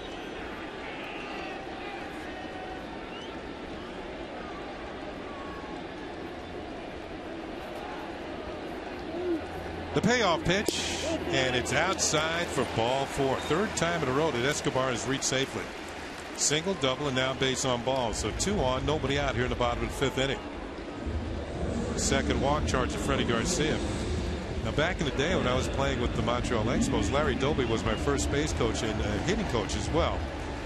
And in key parts of the game, he would let me know when the catcher had shifted inside by calling my name. Only he wouldn't do it every at bat, but only in key parts of the game, because you don't want to tip the opposition off that the first base coach is helping. You can get somebody hurt that way too. Yeah, location, tipping off location, as opposed to what pitch is coming. It's a lot easier to do.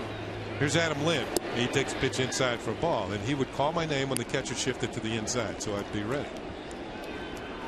That's why you see gamesmanship. Gamesmanship, absolutely, it is, and that's why you see a lot of catchers wait till the last minute to shift inside or out nowadays. As you see Russell Martin, he's going to wait right now. He's not moving. At the last minute, he's going to dive in or out, going out.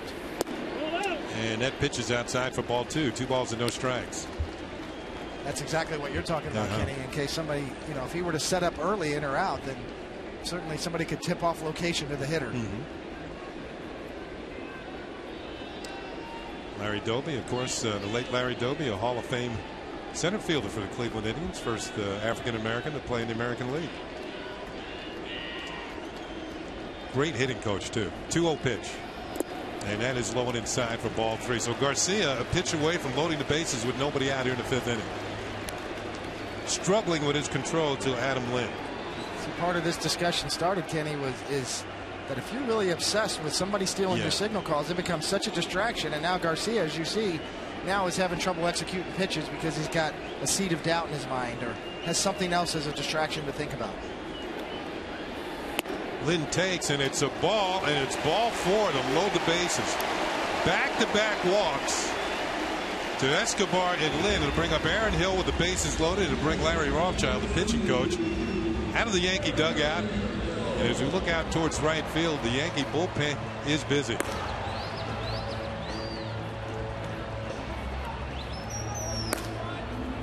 I was talking about being in deep water, and that is where Freddie Garcia is right now. A reminder that this copyrighted telecast is presented by the authority of the New York Yankees and may not be reproduced or retransmitted in any form, and the accounts and descriptions of this game may not be disseminated without the express written consent of the New York Yankees. Bases loaded, nobody out. Situation where you're trying to minimize the damage.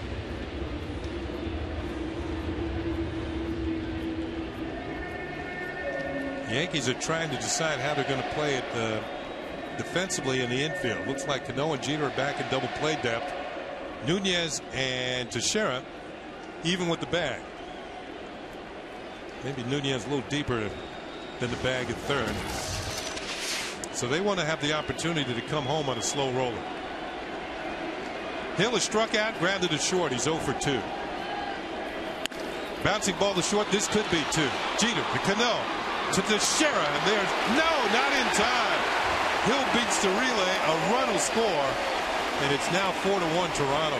Close play at first base. Looked like Girardi was going to argue before a minute and then held back. Jeter to Cano. The throw. Looks like a good call from that angle. Hard to tell. We'll get a better look right here. Ball in the glove. Foot's already down. The ball's not even in the glove yet. So that is a good call. Hill picks up a run batted in. His 36th of the season.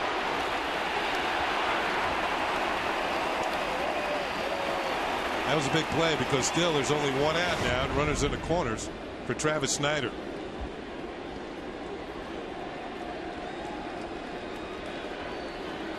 Instead of 2 outs and a runner on third. Snider foul tips it off the glove of Russell Martin for strike 1. Snider got it started last inning with a 1-out double. Into the right field corner. He eventually scored a run.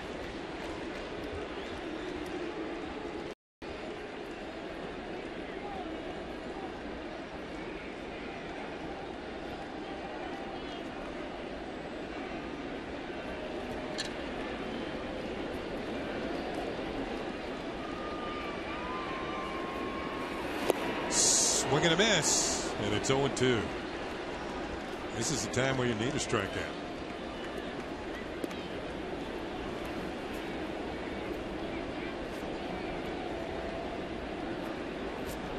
Remember David Cohn wearing that number 36 on his back with the Yankees, thinking about a strikeout in these situations. Splitter. Sometimes you just really have to go for a swing and a miss. It's a real advantage if you can miss some bats in key situations. First to third, nothing happening. Seen a lot of distractions for Freddie Garcia in this inning. A lot of meetings at the mound with Russell Martin, a lot of changing of signal calling.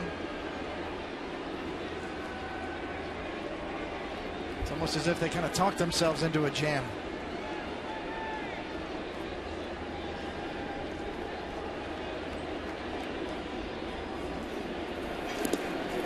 Tried to go for the swing and a miss. Snider wouldn't bite on a splitter in the dirt. Good stop by Russell Martin. Really had to scramble on that one. We've seen Russell Martin do this all year long, and right on cue, Freddie's going for the splitter in the dirt because he knows that Russell Martin's going to do that. Just smother it. You know, I've mentioned this time and time again. How many do we keep track, or does somebody keep track of how many times a catcher blocks a ball in the dirt to keep the runners from advancing? I'm sure somebody does somewhere, but you hardly ever see that stat. Maybe Fangraphs would have it. Throw to first to check on Hill. Or how many times an outfielder cuts a ball off in the gap to keep a runner from advancing an extra base? I mean, those are big defensive plays.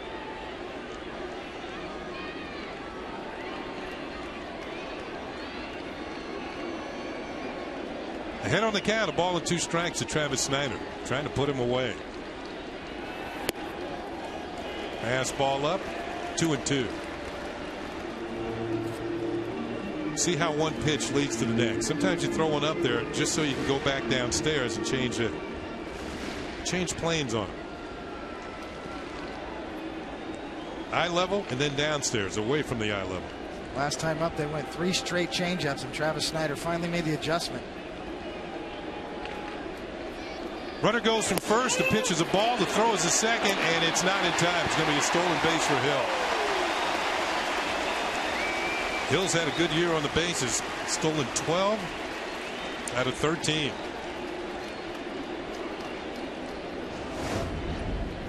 Well, this will take the double play out of order. Freddie Garcia with an off-speed pitch, up and away. Russell Martin, not a great pitch to throw on, and Derek Jeter almost in front of the bag to protect against the run from third, trying to race home. Now the Yankees bring the infield in with a count full on Travis Snider. 3-2 pitch, and he hits a high fly ball to left field. Gardner's going to retreat. Tagging at third is Escobar, and he is going to come in to score. Sacrifice fly for Snider makes it 5-1 Toronto.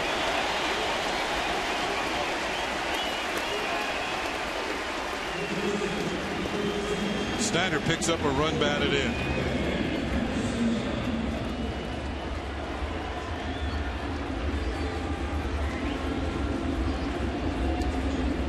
And Encarnacion tonight has walked and doubled, and it looked like they're going to put him on. And trying to work on Corey Patterson. And the numbers would tell you that this is the move you should make. Encarnacion's had a good 2 games thus far. Been hitting the ball hard. Patterson is coming off the bench tonight. Worked his way into the lineup because of the injury to Jose Bautista. And Patterson has not been hitting. He's 0 for 2 tonight. He's popped up and struck out. So the Yankees, in this sense, do not want to have anything to do with Edwin Encarnacion. It's pretty rare that you see a right-handed pitcher walk a right-handed batter to get to the lefty. This is the first time that Encarnacion has been walked intentionally this season. So strictly going by the numbers, as Kenny said, Encarnacion with a hot bat. You're going to give up the platoon advantage, and now Freddie Garcia will try to get the lefty, Corey Patterson, to end this inning.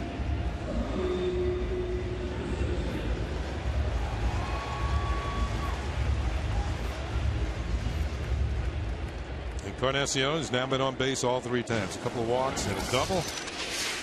And last night he had 3 hits and a walk. And here's Patterson, who is now 8 for his last 54. Runners go. Here's a throw to third, and the ball gets away. Hill scrambles to his feet, and he's going to score. It's 6-1 Toronto.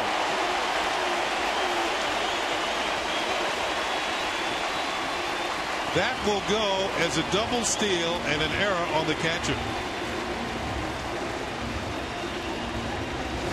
What a gutsy play by Hill. He's got a running lead. Looks like a good throw would have got him anyway, but it's not. The throw is wide. But you see here, he's got a good jump. But Russell Martin pops out of that box, and it would have been close, but a good throw, I think, would have had him. We had told you early this year the Blue Jays are much more aggressive on the bases. 1-0 pitch to Patterson's in for a strike. Under Cito Gaston, who we saw earlier, they were more station to station, go for the home runs. John Farrell took over, first year managing this club, and at the beginning of the season they were leading the league in stolen bases. I don't think that's the case right now, but they are up there among the league leaders in steals, and they still maintain the ability to hit the ball out of the ballpark.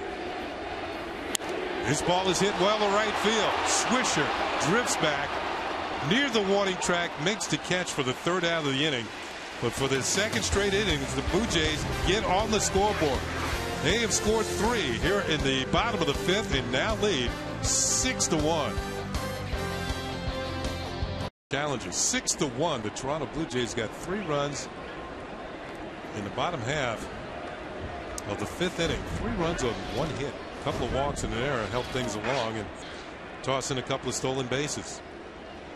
Here's Teixeira. He's popped out twice to the 3rd baseman. Morrow deals, and he's going to hit the outside corner for a call strike. So yet again another uphill battle for the Yankees in this 2nd game of the 4-game series. Fouled off. No balls and 2 strikes. Teixeira will be followed by Cano and Swisher here in the 6th.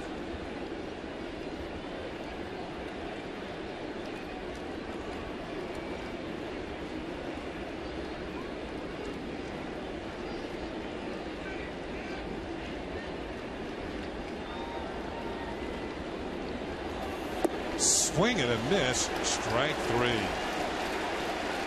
6 strikeouts for Morrow now, as he is settling into a groove. Well, it's a deadly combination. All night long they've established a fastball in the inside corner, and this is the pitch off of that. The slider that looks like the fastball comes in on the same plane as the fastball, but disappears. He has retired 12 straight Yankees with this strikeout of Teixeira, going back to the single by Nunez in the 2nd inning. Yankees with just 2 hits in the game. Cano takes a pitch for a call strike. Well, we've got the attendance totals for tonight's ball game. Over 33,000 on hand, 33,525. Not quite last night's crowd, which was over 37,000. Ball and a strike to Cano.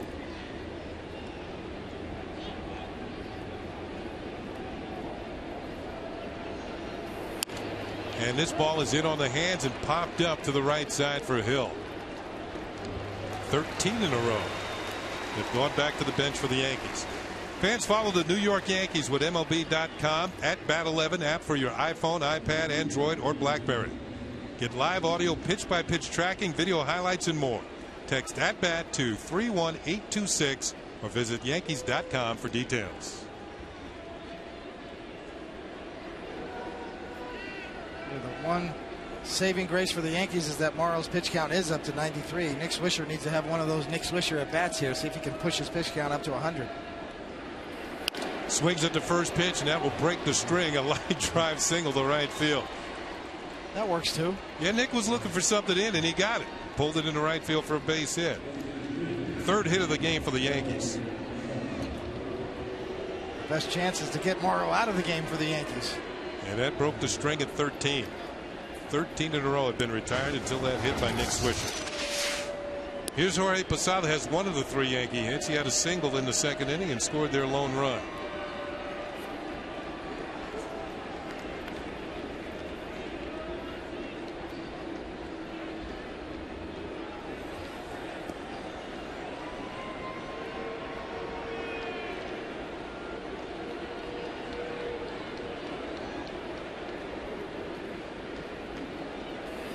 Pitch is in there for a strike. Now, one thing that's going to have to pick up for the Yankees following the All-Star break, their record within the division. If they lose tonight, they'll be 15-15 against the East. And these are the teams you're going to play the most.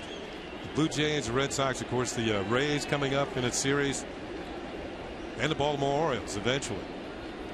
Pitch to Posada is inside for a ball, and it's 1-1. Yes, and that'll put them at 5-5 against the Jays on the year, too. So you're right. It is going to be the battle of the Eastern Division in the American League. And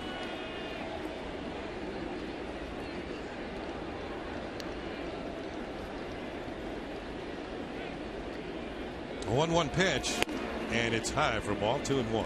The Yankees have done well against, in particular, the West. They have just worn out the Western Division teams. They are 13-5 against the West, 12-12 against the Central.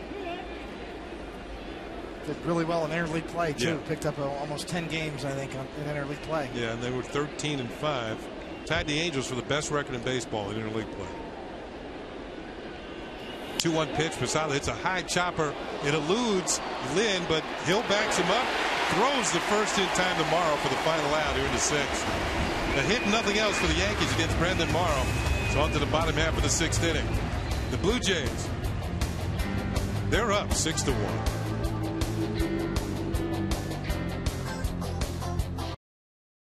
And we're laying it all on the line.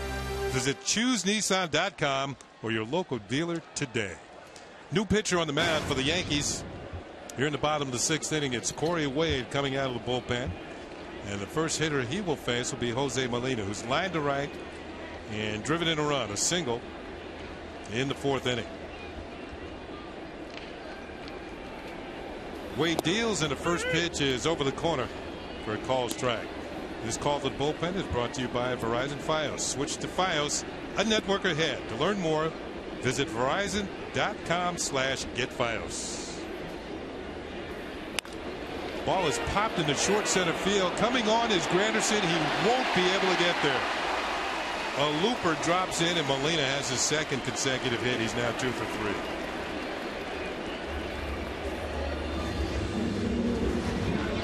Corey Wade has done a good job since coming to the Yankees. This will be his 10th appearance. 1-0 with a 1.86. Not really a power pitcher. Got a great changeup, only 1 walk too. Yeah. That's impressive. But yeah, his best pitch is the changeup. We'll throw it to right-handed batters or lefties.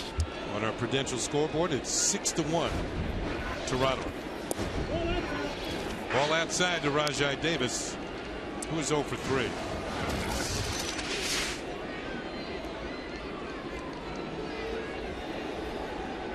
Mentioned Davis has hit safely in each of the 7 games against the Yankees this season.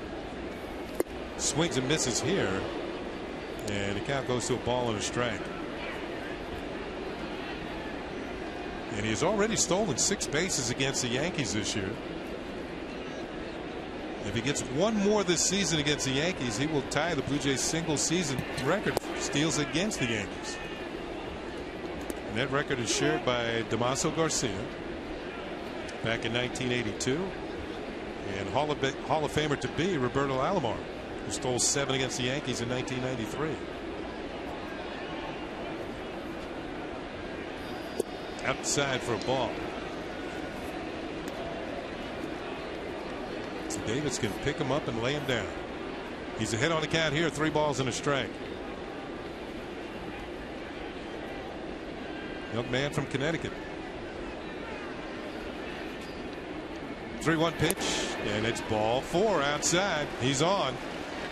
And the Blue Jays have put the first 2 men on against Corey Wade here in the bottom of the 6th inning. Yankee pitchers have handed out 5 walks tonight.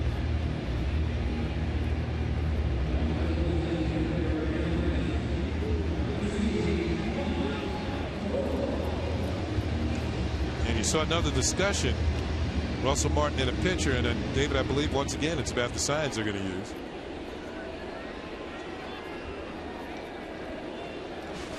And with Thames coming up lame, Mike McCoy is going to take over as the designated hitter. Swings at the first pitch and fouls it back. McCoy is a utility player.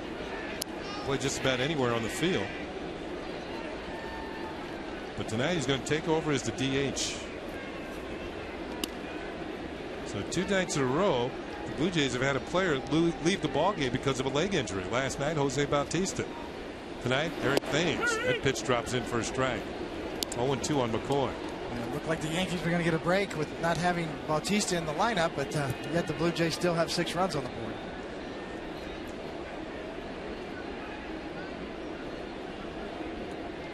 Two on, nobody out. Dropped down a little bit and strikes him out on a breaking ball. A little difference in that delivery. Reminded me of David Cohen back in the day.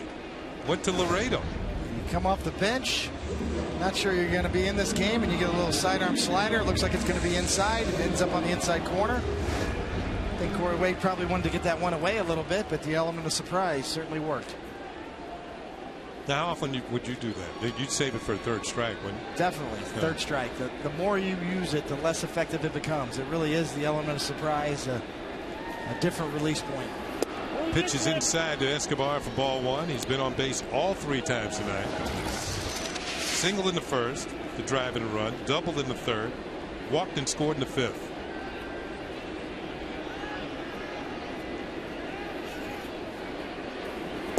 Curveball drops in there for a called strike. 1-1. Yeah, it really helps, Kenny, if you're going to drop down and throw Laredo or sidearm, to throw a fastball and a slider. It'll give you 2 different looks from that sidearm delivery. If you're always dropping down throwing sliders, eventually the hitters are going to pick it up.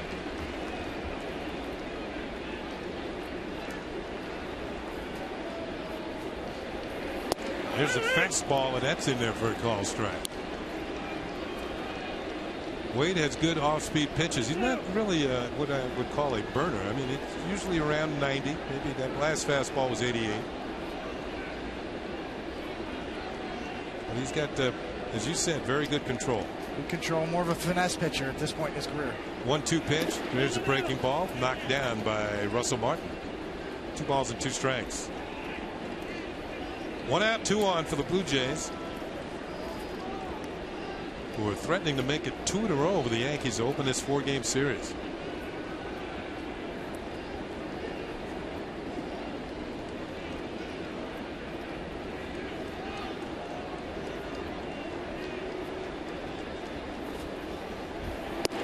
Fastball is in there for call strike 3, and once again looked like a little bit of a different delivery. And that time, instead of the breaking ball, it's the heat. This is exactly what you want. As you see, maybe not quite as low as an arm angle as that slider, but it is lower than his normal release point. Locks him up. Freezes him with a little bit of a sidearm fastball. So after 2 men got on, back-to-back strikeouts. And that'll leave it up to the cleanup hitter against Corey Wade. It's going to be Adam Lynn, the first baseman. And he takes a pitch knee high on the outside corner for a call strike.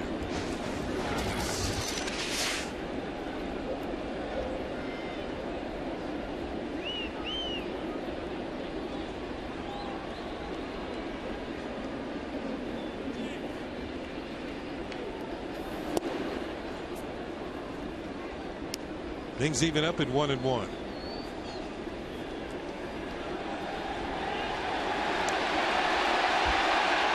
We're going to have a delay here, folks.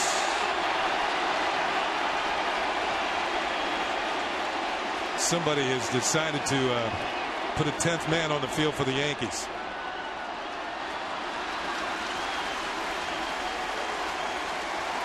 So I hope this doesn't become a trend. Every time we're in the booth, Kenny. Yeah, wasn't here last time. They had what? Seattle, up in Seattle. Oh, Seattle, we had 3 or 4 of them run out in Seattle. Yeah. That became a trend. It became a very annoying trend, to be honest with you, as this is. Now, one of Toronto's finest is making their way out to center field and going to help haul that person away.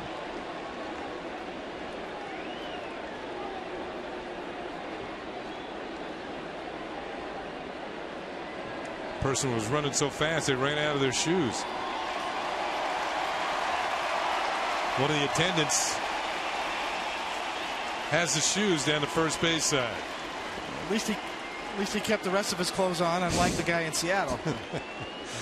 Fans, starting July 25th, television meets radio every weeknight on My 9.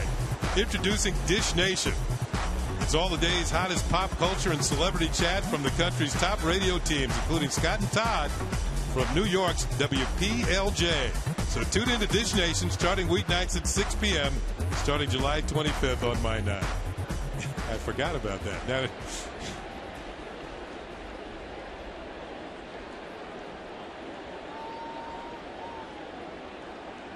I'll tell you, that one guard chasing that player was losing ground quickly. So let's resume. 1 ball, 1 strike to count on Adam Lind, and they're waiting on one of the attendants to make his way off the field. He's taking his time. He's out of gas. Get off the field. 2 men on with 2 outs and a 1-1 count on Lind. Blue Jays leading 6-1. Now it's 2 balls and a strike before we're so rudely interrupted. He's out of gas. There you go. Find your seat. You're holding up the game. He's thinking, I didn't sign on for this. 2-1 pitch is outside ball 3. 3-1 on Lind.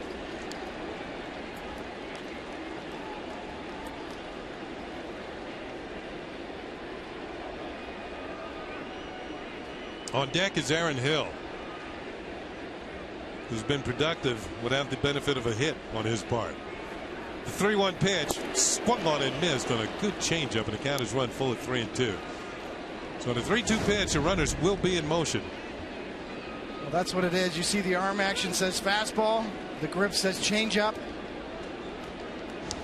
Molina will be off and running from second, and Rajai Davis from first. I'll take Davis in a race. 3-2 pitch is fouled off.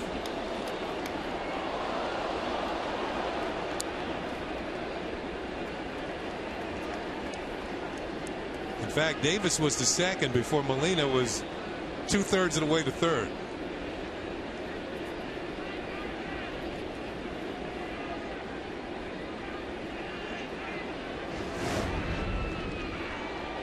Here's a look. Call strike 3. Lind is caught looking. So Corey Wade gives up a single and a walk and then picks up 3 consecutive strikeouts. It's on to the 7th. The Yankees are trailing by 5. Step into the batter's box against one Yankee relief pitcher and brag about it forever. Who would you choose to face? Here are your choices, and they're not good ones. A. Rich Goose Gossage. B. Sparky Lyle. C. Dave Righetti. Or D. Mariano Rivera. Text A, B, C, or D to 70377 or go to my9.com. Find out the results right after the game. It's Take on Russ, brought to you by Toyota. Brandon Morrow still in the game as we go to the 7th inning. Those guys can get people out. Wow, 2 lefties, 2 righties. Yeah. Pretty good. Morrow's allowed the Yankees 1 run on 3 hits through 6 innings. And now we'll face Russell Martin leading off the 7th. And Martin takes the first pitch in there for a call strike.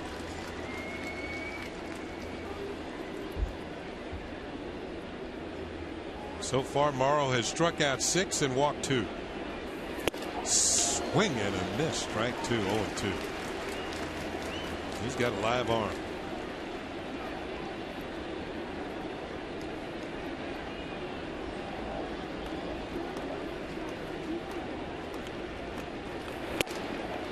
You can hear the pop of the glove all the way up here, and certainly at home. 1 ball and 2 strikes. Just 5 base runners for the Yankees so far against Brandon Morrow, as he breaks the 100-pitch barrier there. Blue Jays trying to get him through 1 more inning. 2 balls and 2 strikes. Now the bullpen is busy out in left field, and it looks like the veteran Octavio Dotel, former Yankee. 2-2 pitch, bouncing ball to the left side. Going to be a tough play, but Escobar with a strong arm throws out Russell Martin. The Out of Town Scoreboard is brought to you by Dunkin' Donuts. To get dunked, go to www.getdunkd.com. Tampa Bay trying to help out the Yankees tonight. They lead the Red Sox, getting into the latter stages of that game. We got some other games to be underway later on the West Coast. Texas at Seattle. And then nationally, the Cubs win today. Cubs win. They beat Florida 2-1. Phillies still roll along. Here's Brett Gardner. And he takes a pitch for a ball.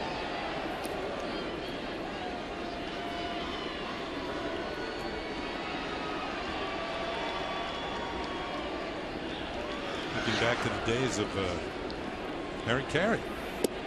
That was pretty good, Harry Carey. Yeah. Did that. Pretty good. 1 ball and 1 strike on Brett Gardner. In fact, we understand that Ryan Dempster, who won the game today pitching for the Cubs, does a great Harry Carey. Harry's legend lives on. That pitch is in there for a strike, and it's a ball and 2 strikes. Yeah, Ryan Dempster lives within almost the views of Wrigley Field there, and rides his bike to the ballpark every day. Several Cubs players actually live in the neighborhood where Wrigley Field is. You see a lot of ball players riding bikes, old school style, to Wrigley Field. You checked out the price of gasoline lately? 1-2 pitch, look out, up and in, and it's 2 balls and 2 strikes. All night long, Molina's been setting up on the inside corner, and Morrow's been pounding all the Yankee left-handed hitters inside very effectively, using a combination of fastballs in and sliders down and in. 2-2 pitch is fouled off by Brett Gardner. Still got some juice. 95 miles an hour on his 108th pitch. 6 strikeouts for Morrow. 6 groundouts and 7 fly ball pop-ups or lineouts. Evenly distributed. Check swing. Did he go around? No, says the third base umpire, Angel Hernandez. Count is now full on Brett Gardner.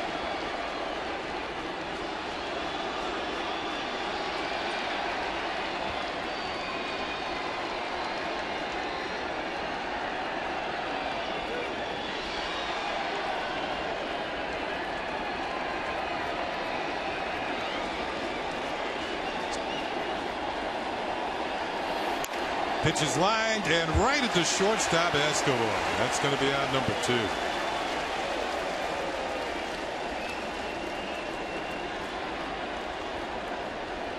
And that'll bring up the number 9 hitter, Eduardo Nunez, who has 1 of the 3 Yankee hits. He had a single and a run batted into the 2nd inning. He is also grounded out to short, so he's 1 for 2.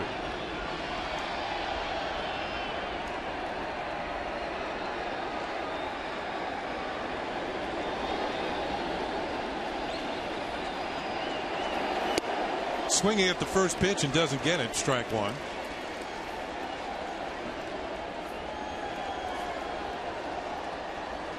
Dotel has been joined by Mark Zepchinski, the left-hander in the Blue Jays bullpen. Line drive left field, another base hit for Nunez. Snyder cuts it off and will hold the Yankee third baseman to a single. A throw to first. He has to scramble back. Escobar showing off that arm once again. Nunez second line drive single to left field. And I believe this is going to be all for Brandon Morrow as John Farrell's coming after the mound. Here's a look at the throw, but getting back safely was Nunez. A nice round of applause for the young right-hander as he leaves the ball game with a 6-1 lead. The Blue Jay faithful enjoy his outing tonight.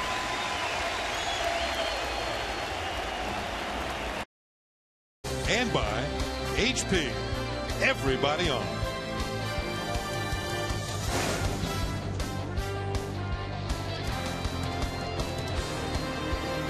Saw the CN Tower lit up. Brandon Morrow kind of lit up the Yankee bats tonight. 6 2/3, 6 strikeouts, 4 hits, 1 run, 112 pitches thrown. He gives away to the veteran Octavio Dotel, who will face Derek Jeter. Jeter is 0 for 3 and has a 6-game hitting streak on the line.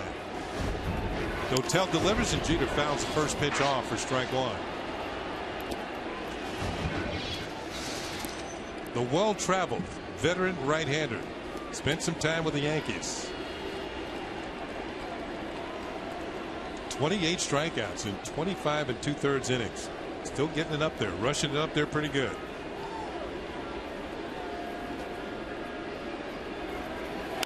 Ground ball, and it's handled by the first baseman. Lynn steps on the bag. Jeter's retired, and that's it for the Yankees here in the 7th inning. So at the end of 6 1/2, it's 6-1 Jays. MW, the ultimate driving machine. Let's see who's got the multi-hit games going. Yeah, Eric Thames, who is now out of the game with a leg injury. Yunel Escobar continues to swing the bat well. He's got a couple of hits. And at the very bottom of the lineup, holding everybody else up, but doing a good job down there, is Jose Molina. The former Yankee is 2 for 3 with a run batted in. Corey Wade will face Aaron Hill, who takes a pitch outside for a ball. Hill tonight is 0 for 3, but he has scored a run, had 2 stolen bases in the 5th inning, and scored on a throwing error. Wade delivers, and it's a swing and a miss, and it's a ball and a strike.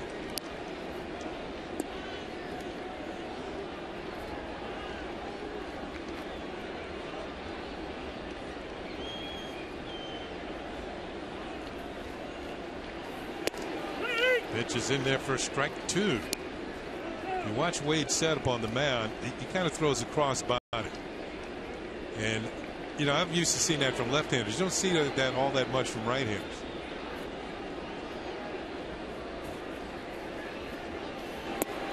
Tried to dot the inside corner and misses, and it's 2-2. Certainly helps him hide the ball very well, too, as he starts from the stretch position. He's pitching on the all the way over on the third base side of the rubber. Closed stance a la Mariano Rivera. Really hides that ball. Breaking ball pulled foul behind Brian Butterfield, the third base coach. Hill, Snyder, and Encarnacion for the Blue Jays here in the bottom of the 7th. See, slightly closed stance all the way over on the rubber. Stay closed as long as you can. Pitch is hit towards the middle. Jeter comes up with it and throws the first in time. Look at the ball hit the side of the mound and slowed down. So Hill is out and is now 0 for 4. When the ball was first hit, I thought it was going into center field. But it skipped off the side of the mound and allowed Jeter to get to the spot and make the play.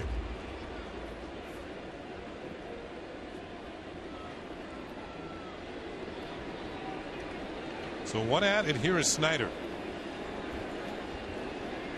A double in 2 trips to go along with the sacrifice fly and a run batted in.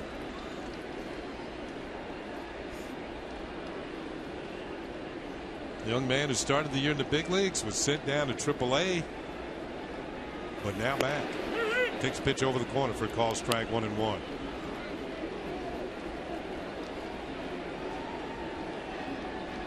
You see his overall average of 250, but that's been climbing. Off-speed pitch is drilled into center field. It's going to climb a little bit more. He's over the 250 mark with his second hit of the game. Is now 2 for 3.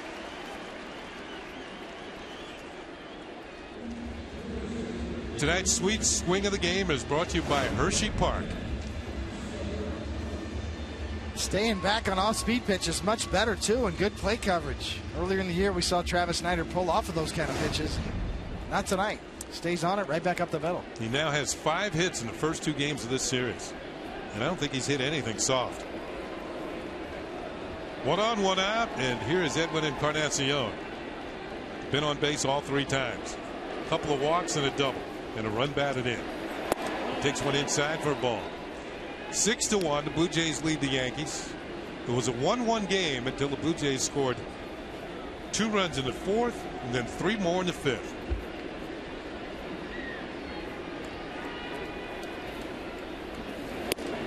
Up and in, ball 2. 2 balls and no strikes.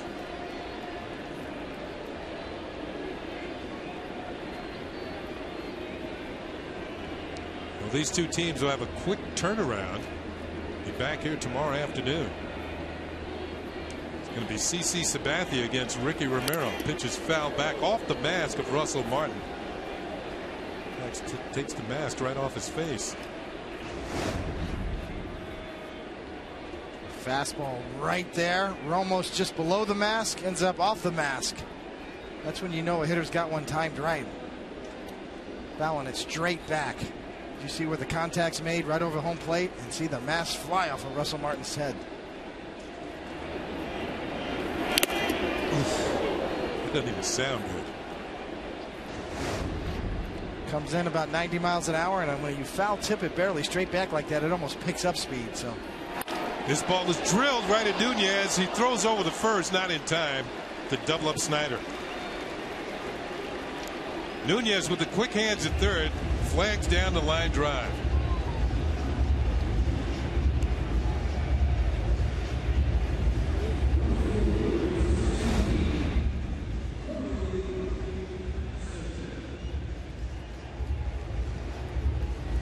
See here as Nunez is positioned perfectly. Just has to react. 2 outs now, man at first, and Corey Patterson's to the plate, 0 for 3. Popped up, struck out, flying out. He just got word on Eric Thames. He left with cramping in the left leg. Outside for ball 1 to Patterson.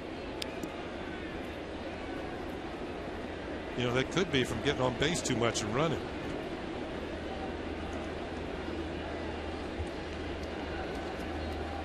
Had 3 hits last night and 2 tonight. The runner goes, and Snyder's going to steal second without a throw. Blue Jays very aggressive, even with a 5-run lead here in the 7th inning. 7 stolen base. Just takes off. Russell Martin doesn't even come out of his crouch. Just catches the ball and throws it back to Wade. Now a runner in scoring position for Patterson with a 1-1 count. Swing and a miss, 1-2.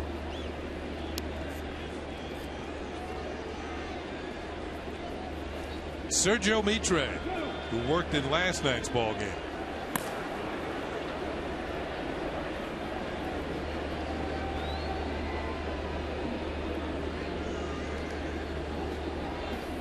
Swing and a miss, strike 3. Wade strikes him out. Has picked up 4 strikeouts in the game. They're going to leave Travis Snider at second. On to the 8th. 6-1 Toronto.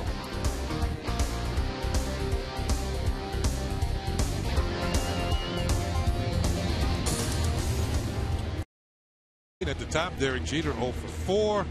Not much happening here. Granderson 0 for 2 with a walk. You have to get all the way down to Swisher for the first hit. 1 for 3. Posada 1 for 3 with a run scored. Eduardo Nunez 2 of the 4 Yankee hits. He is 2 for 3 with an RBI. New pitcher for the Blue Jays. Here in the top of the 8th inning, they go to the left-hander. Mark Zepchinski comes in out of the bullpen.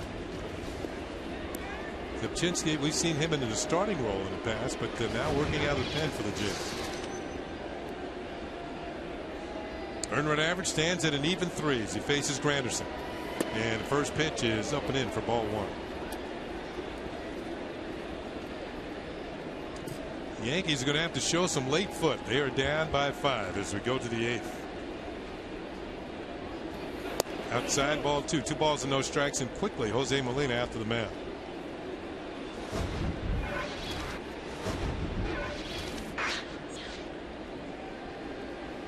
A 6-1 lead. Find the glove. That's exactly right. Come on. Those strikes. Granderson has done well against Zepchinski. 3 for 5 with a home run. Ball 3. 3 balls and no strikes.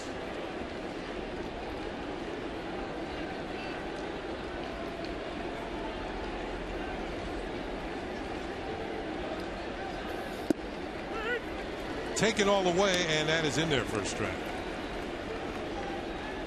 Yankees need base runners, and they need them quickly.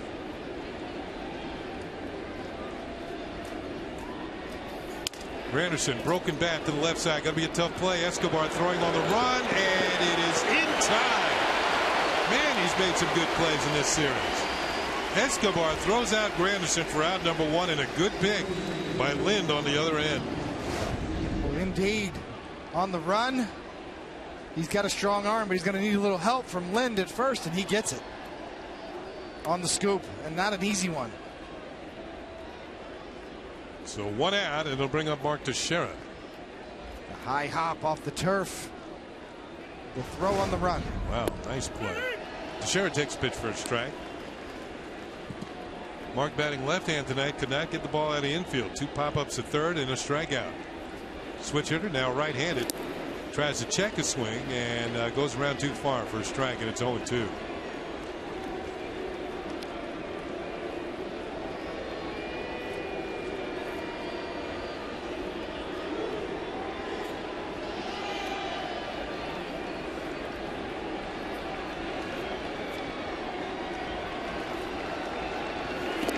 And he chases another pitch and strikes out. So Teixeira now 0 for 4 with a couple of strikeouts. Tonight after the game, hitting coach Kevin Long with an inside tip. What players must bring the batting cage every time they step in. Without it, they're done. On the Verizon Fios game wrap up tonight on My 9. Here's a look at the Yankee hitting coach, who has seen his club only put up 4 hits tonight. And 2 up and 2 down here in the 8th inning against Zepchinski, as Cano swings and misses strike 1.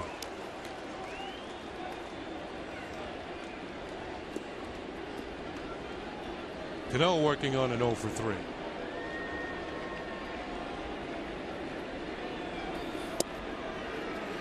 Wouldn't bite, and the count is 1-1. See where Zepchinski can be real tough on lefties with that hard sinker down and in and that sweeping hard slider away. Very tough for left-handed batters. Ball running in on the hands of Cano, and he swings and misses.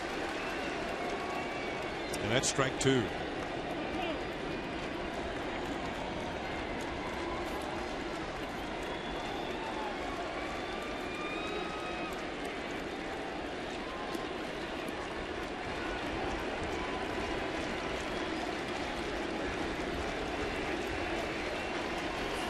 Swing and a miss, strike 3 underneath the hands of Cano.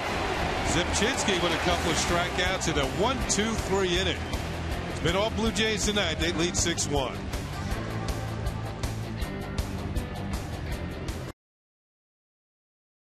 Last night gave up 4 runs, 3 of them were earned. 5 hits allowed in 2 innings. Had a strikeout, didn't walk anybody. And those are his numbers for the season, as he prepares to face Jose Molina, Rajai Davis, and Mike McCoy. Molina's had himself a good night. 2 for 3. And run batted in. And has raised his overall season average to .311.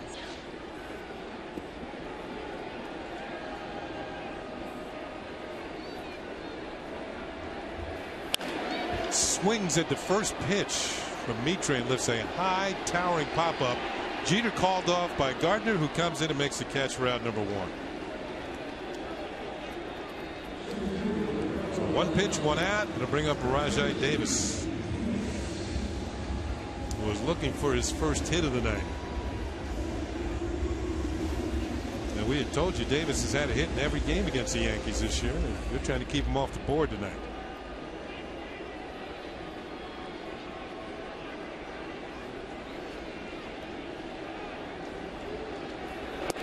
Now, one thing about Davis, when he was with Oakland, we saw him in the leadoff spot quite a bit. Here in Toronto, that's kind of gone to Yunel Escobar, although tonight Escobar drops down to third with Bautista out of the lineup. There's a base hit. And Davis continues his hitting against the Yankees. He's hit all 8 games this year. Now, one reason you want to keep him off base, because in the last 2 seasons he had 74 stolen bases. That's the most in the American League. 4 more than Brett Gardner. Although I don't think he'll be going here. It's kind of iffy. And one reason I say that, Teixeira's not holding him on. Playing behind him. As McCoy takes a pitch for a strike. 5-run lead, bottom of the 8th. You know, with the 5-run lead, I don't think he'll go, because a grand slam can't beat him. He can't even tie the game. No balls and 2 strikes to McCoy, who's had 1 at bat, taking over for Eric Thames, who left the game with cramping in the left leg. Thames, while he was in there, was 2 for 3 with a couple of doubles and 2 runs scored. Davis not going, and the pitch hits McCoy. Fastball ran in on his hands and got him. And now there's 2 on and 1 out. Mitre getting under his sinker, nicking the elbow of McCoy.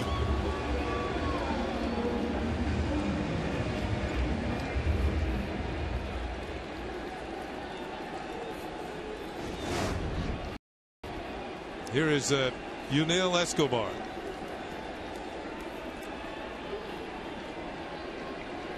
Two for 3 with a walk and a run scored and a run batted in for the Blue Jays shortstop.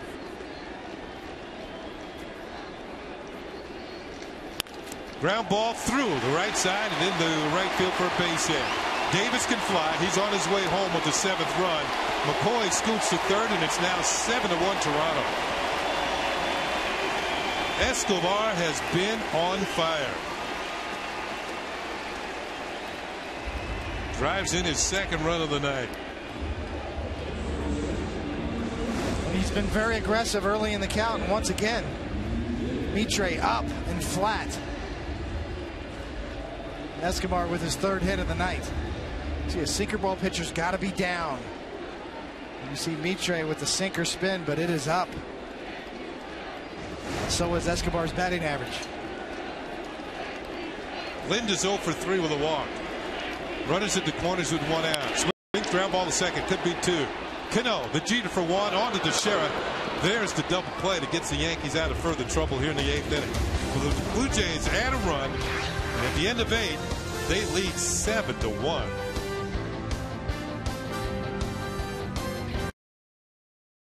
Players must bring to the batting cage every time they step in, for without it, they're done.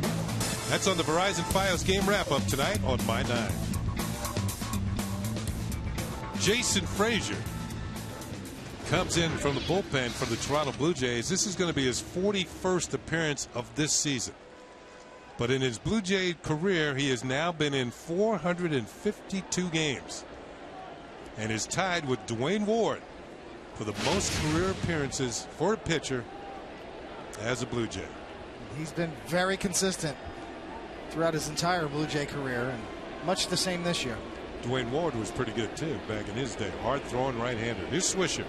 Has one of the 4 Yankee hits. Takes a pitch from Frazier for a ball. Swisher single to right his last time up.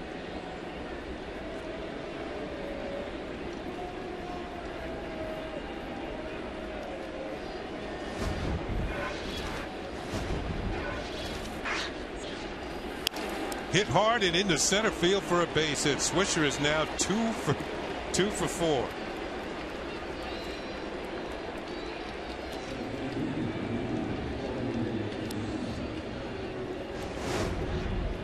This is what the pitchers call the old shin burger. Did he get it? Off the shin bone. Maybe a kick save off the heel. Can't get the glove down quick enough. Those hot shots. I've got scars on my shins, Kenny. I tell you what, I got to wear pants at the beach when I go. Who hit you the hardest? Can you remember? Oh, Eddie Murray got me once. Really? Spring training. Here's Jorge Posada. I think the best story I heard about that was I can't remember which. I think it was a giant hitter hit a line drive back through the middle and broke Bob Gibson's leg, but he finished the inning. Does not surprise me. He wouldn't come out because he didn't want the Giants to know that they had hurt him.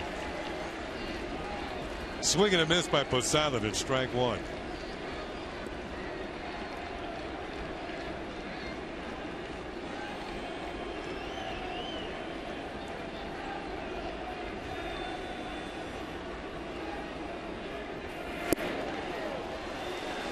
Kind of a check swing, but Posada went around too far, and it's 0-2.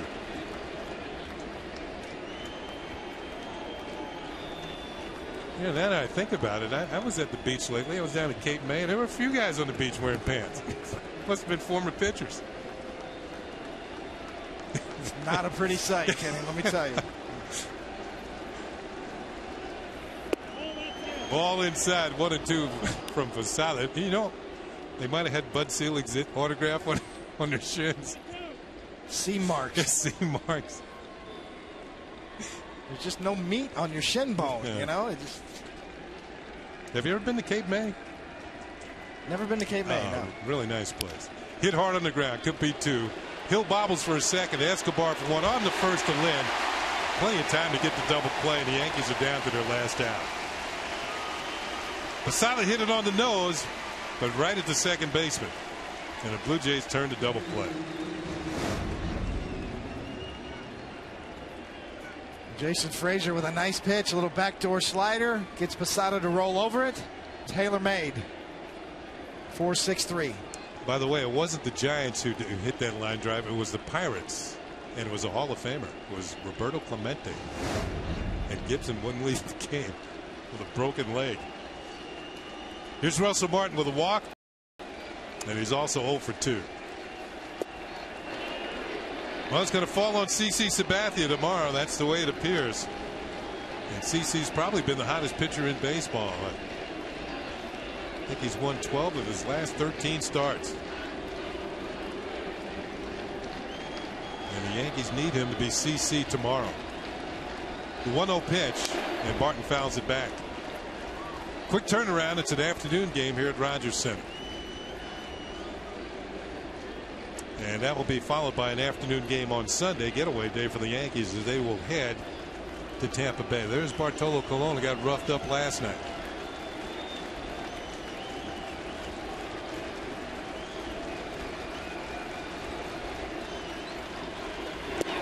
Two balls and a strike to Russell Martin.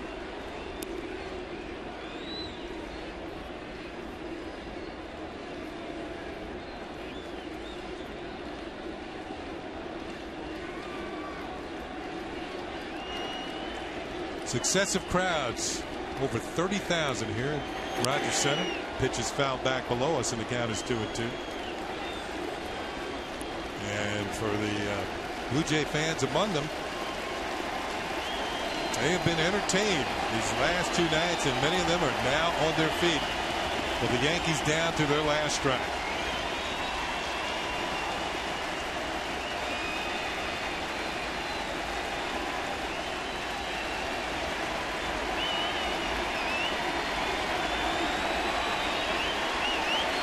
Pitch is fouled back. Martin's going to make them wait just a little bit longer.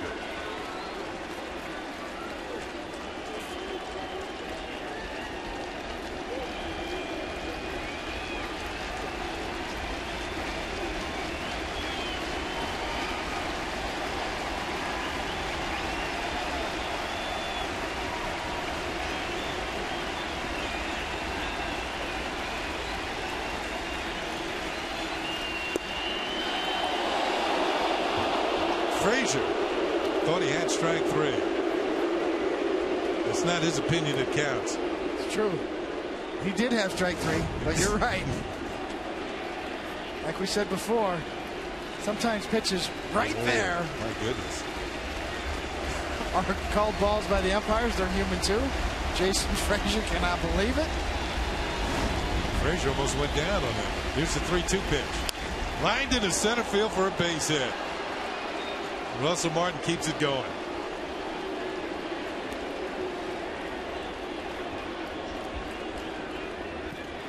And now all those fans that were on their feet sit back down as Brett Gardner will get a turn here tonight.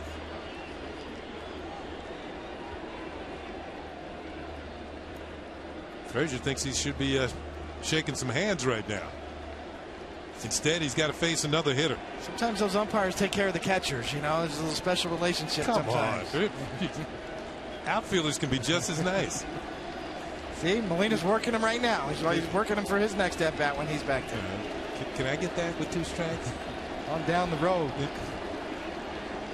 He's already got 2 hits tonight. Gardner's looking for his first hit. He's 0 for 3. Martin's on the move. He'll go down to second. That'll be a DI. Defensive indifference.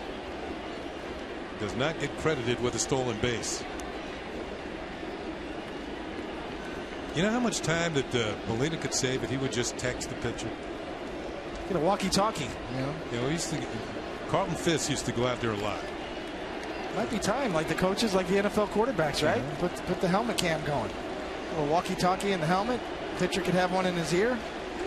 Back in the day, we used to yell at him from the dugout, "Get a CB." You know, yeah. CB radio. CB radio back in the day. We've come a long way since then. Here's the 1-0 pitch. And that's a call strike. It's 1-1 to Brett Gardner.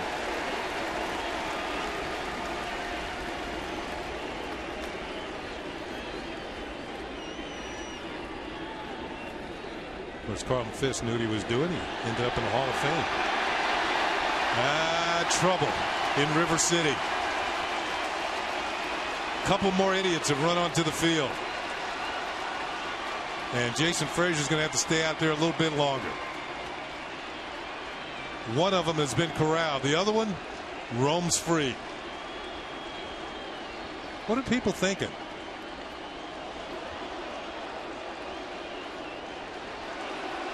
It's going to be a long night in jail. This is not good. Now, I know it's very difficult for security to keep an eye on everybody in the stands.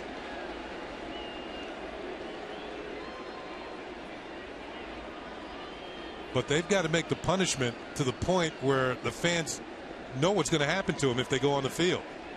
I mean, even if you have to make an announcement before the game.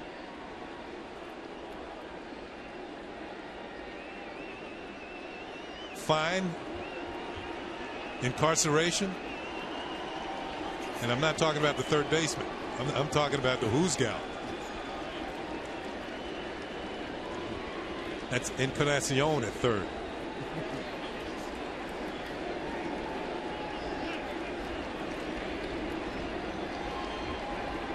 All right, one of them is off the field, and now they're taking the other one away.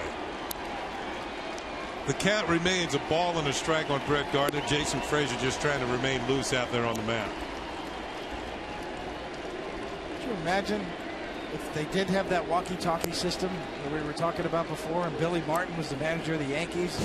He'd have his bill. If he had a mic, what he would have said to some of the pitchers. Or Lou Piniella, for that matter. Yeah.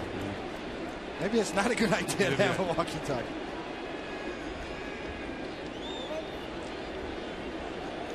Looks like we're just about ready to get underway.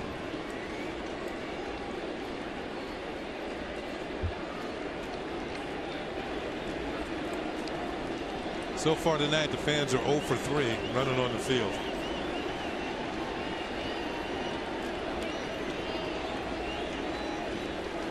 And the security is now back in place. Russell Martin is at second base with 2 outs in the 9th inning. You can see the score. The Blue Jays lead 7-1.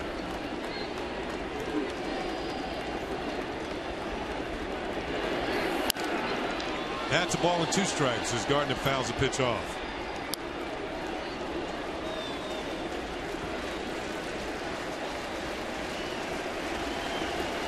Here come the fans. It's kind of been an up and down 9th inning.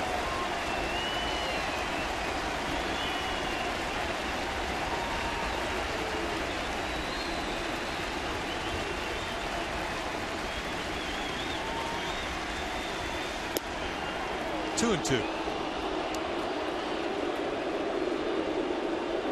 Brett Gardner hasn't had a whole lot of luck. A couple of line drives that easily could have been hits tonight. One to third base in the 4th and one to the shortstop in the 7th. He's had really good at-bats tonight, though.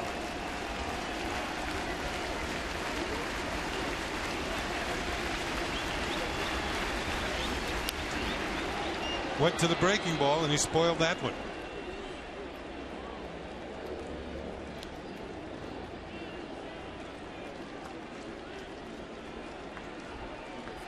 You know, I wonder if those fans who ran on the field were trying to congratulate Frazier for tying the all-time appearance record. 452nd appearance of his Blue Jays career.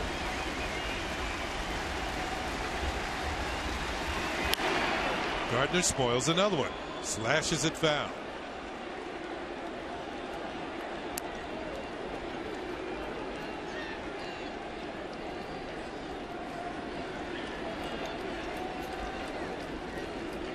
Gardner checks the bat out.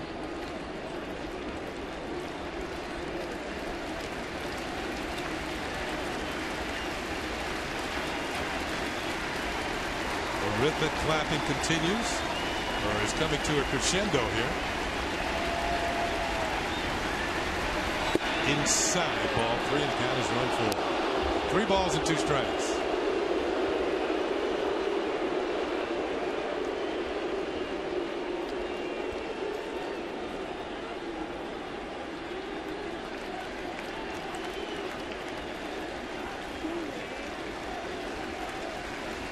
Can Gardner keep it going? We might find out on this next pitch.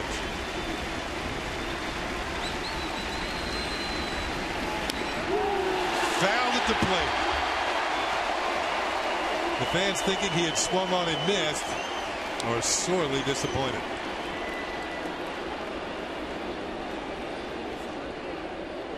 They can pitch a piece of Molina? Yes, it looked like a little ricochet. It's all he needed, huh? Excellent pitch from Jason Frazier, right under the fist of Gardner. Just gets a tip, and ricochets off of Gardner's leg. There's the crowd. They're thinking it's strike 3. Hands down. And that is a cup check.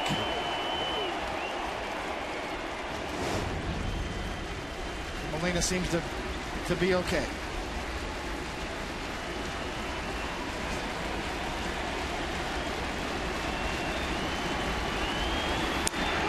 Little chopper to the right side. This ought to do it. Lynn stays with it, and not in time. Gardner beats him to the bag. It's going to be an infield signal for Brett Gardner. It looked like Lynn lost the ball in the lights. That's how high the hop was. And that delayed his departure for first base. That's exactly right, Gardner, the speedy Gardner.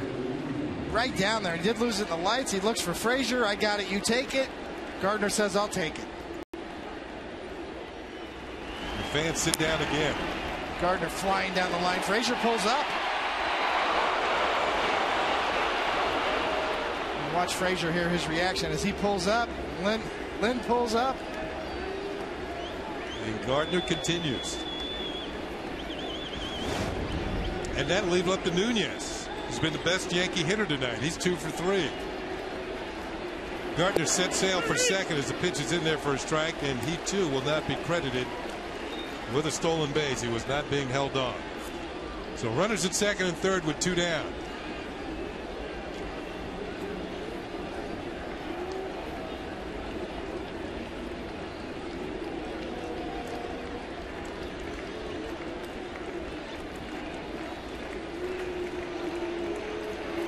Nunez rips it by Russell Martin, and it's a foul ball. Of all the Yankee hitters tonight, he's had the best swings.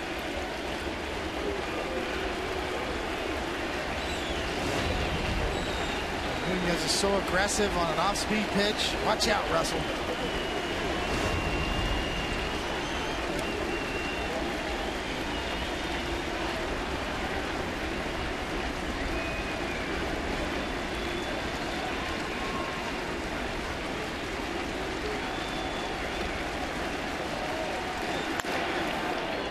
Another ground ball for a souvenir.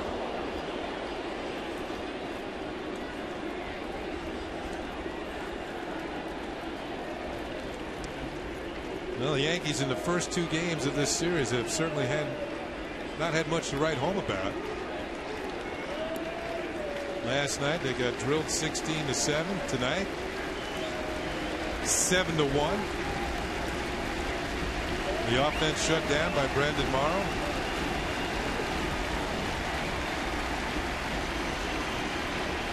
And a host of Blue Jay relievers.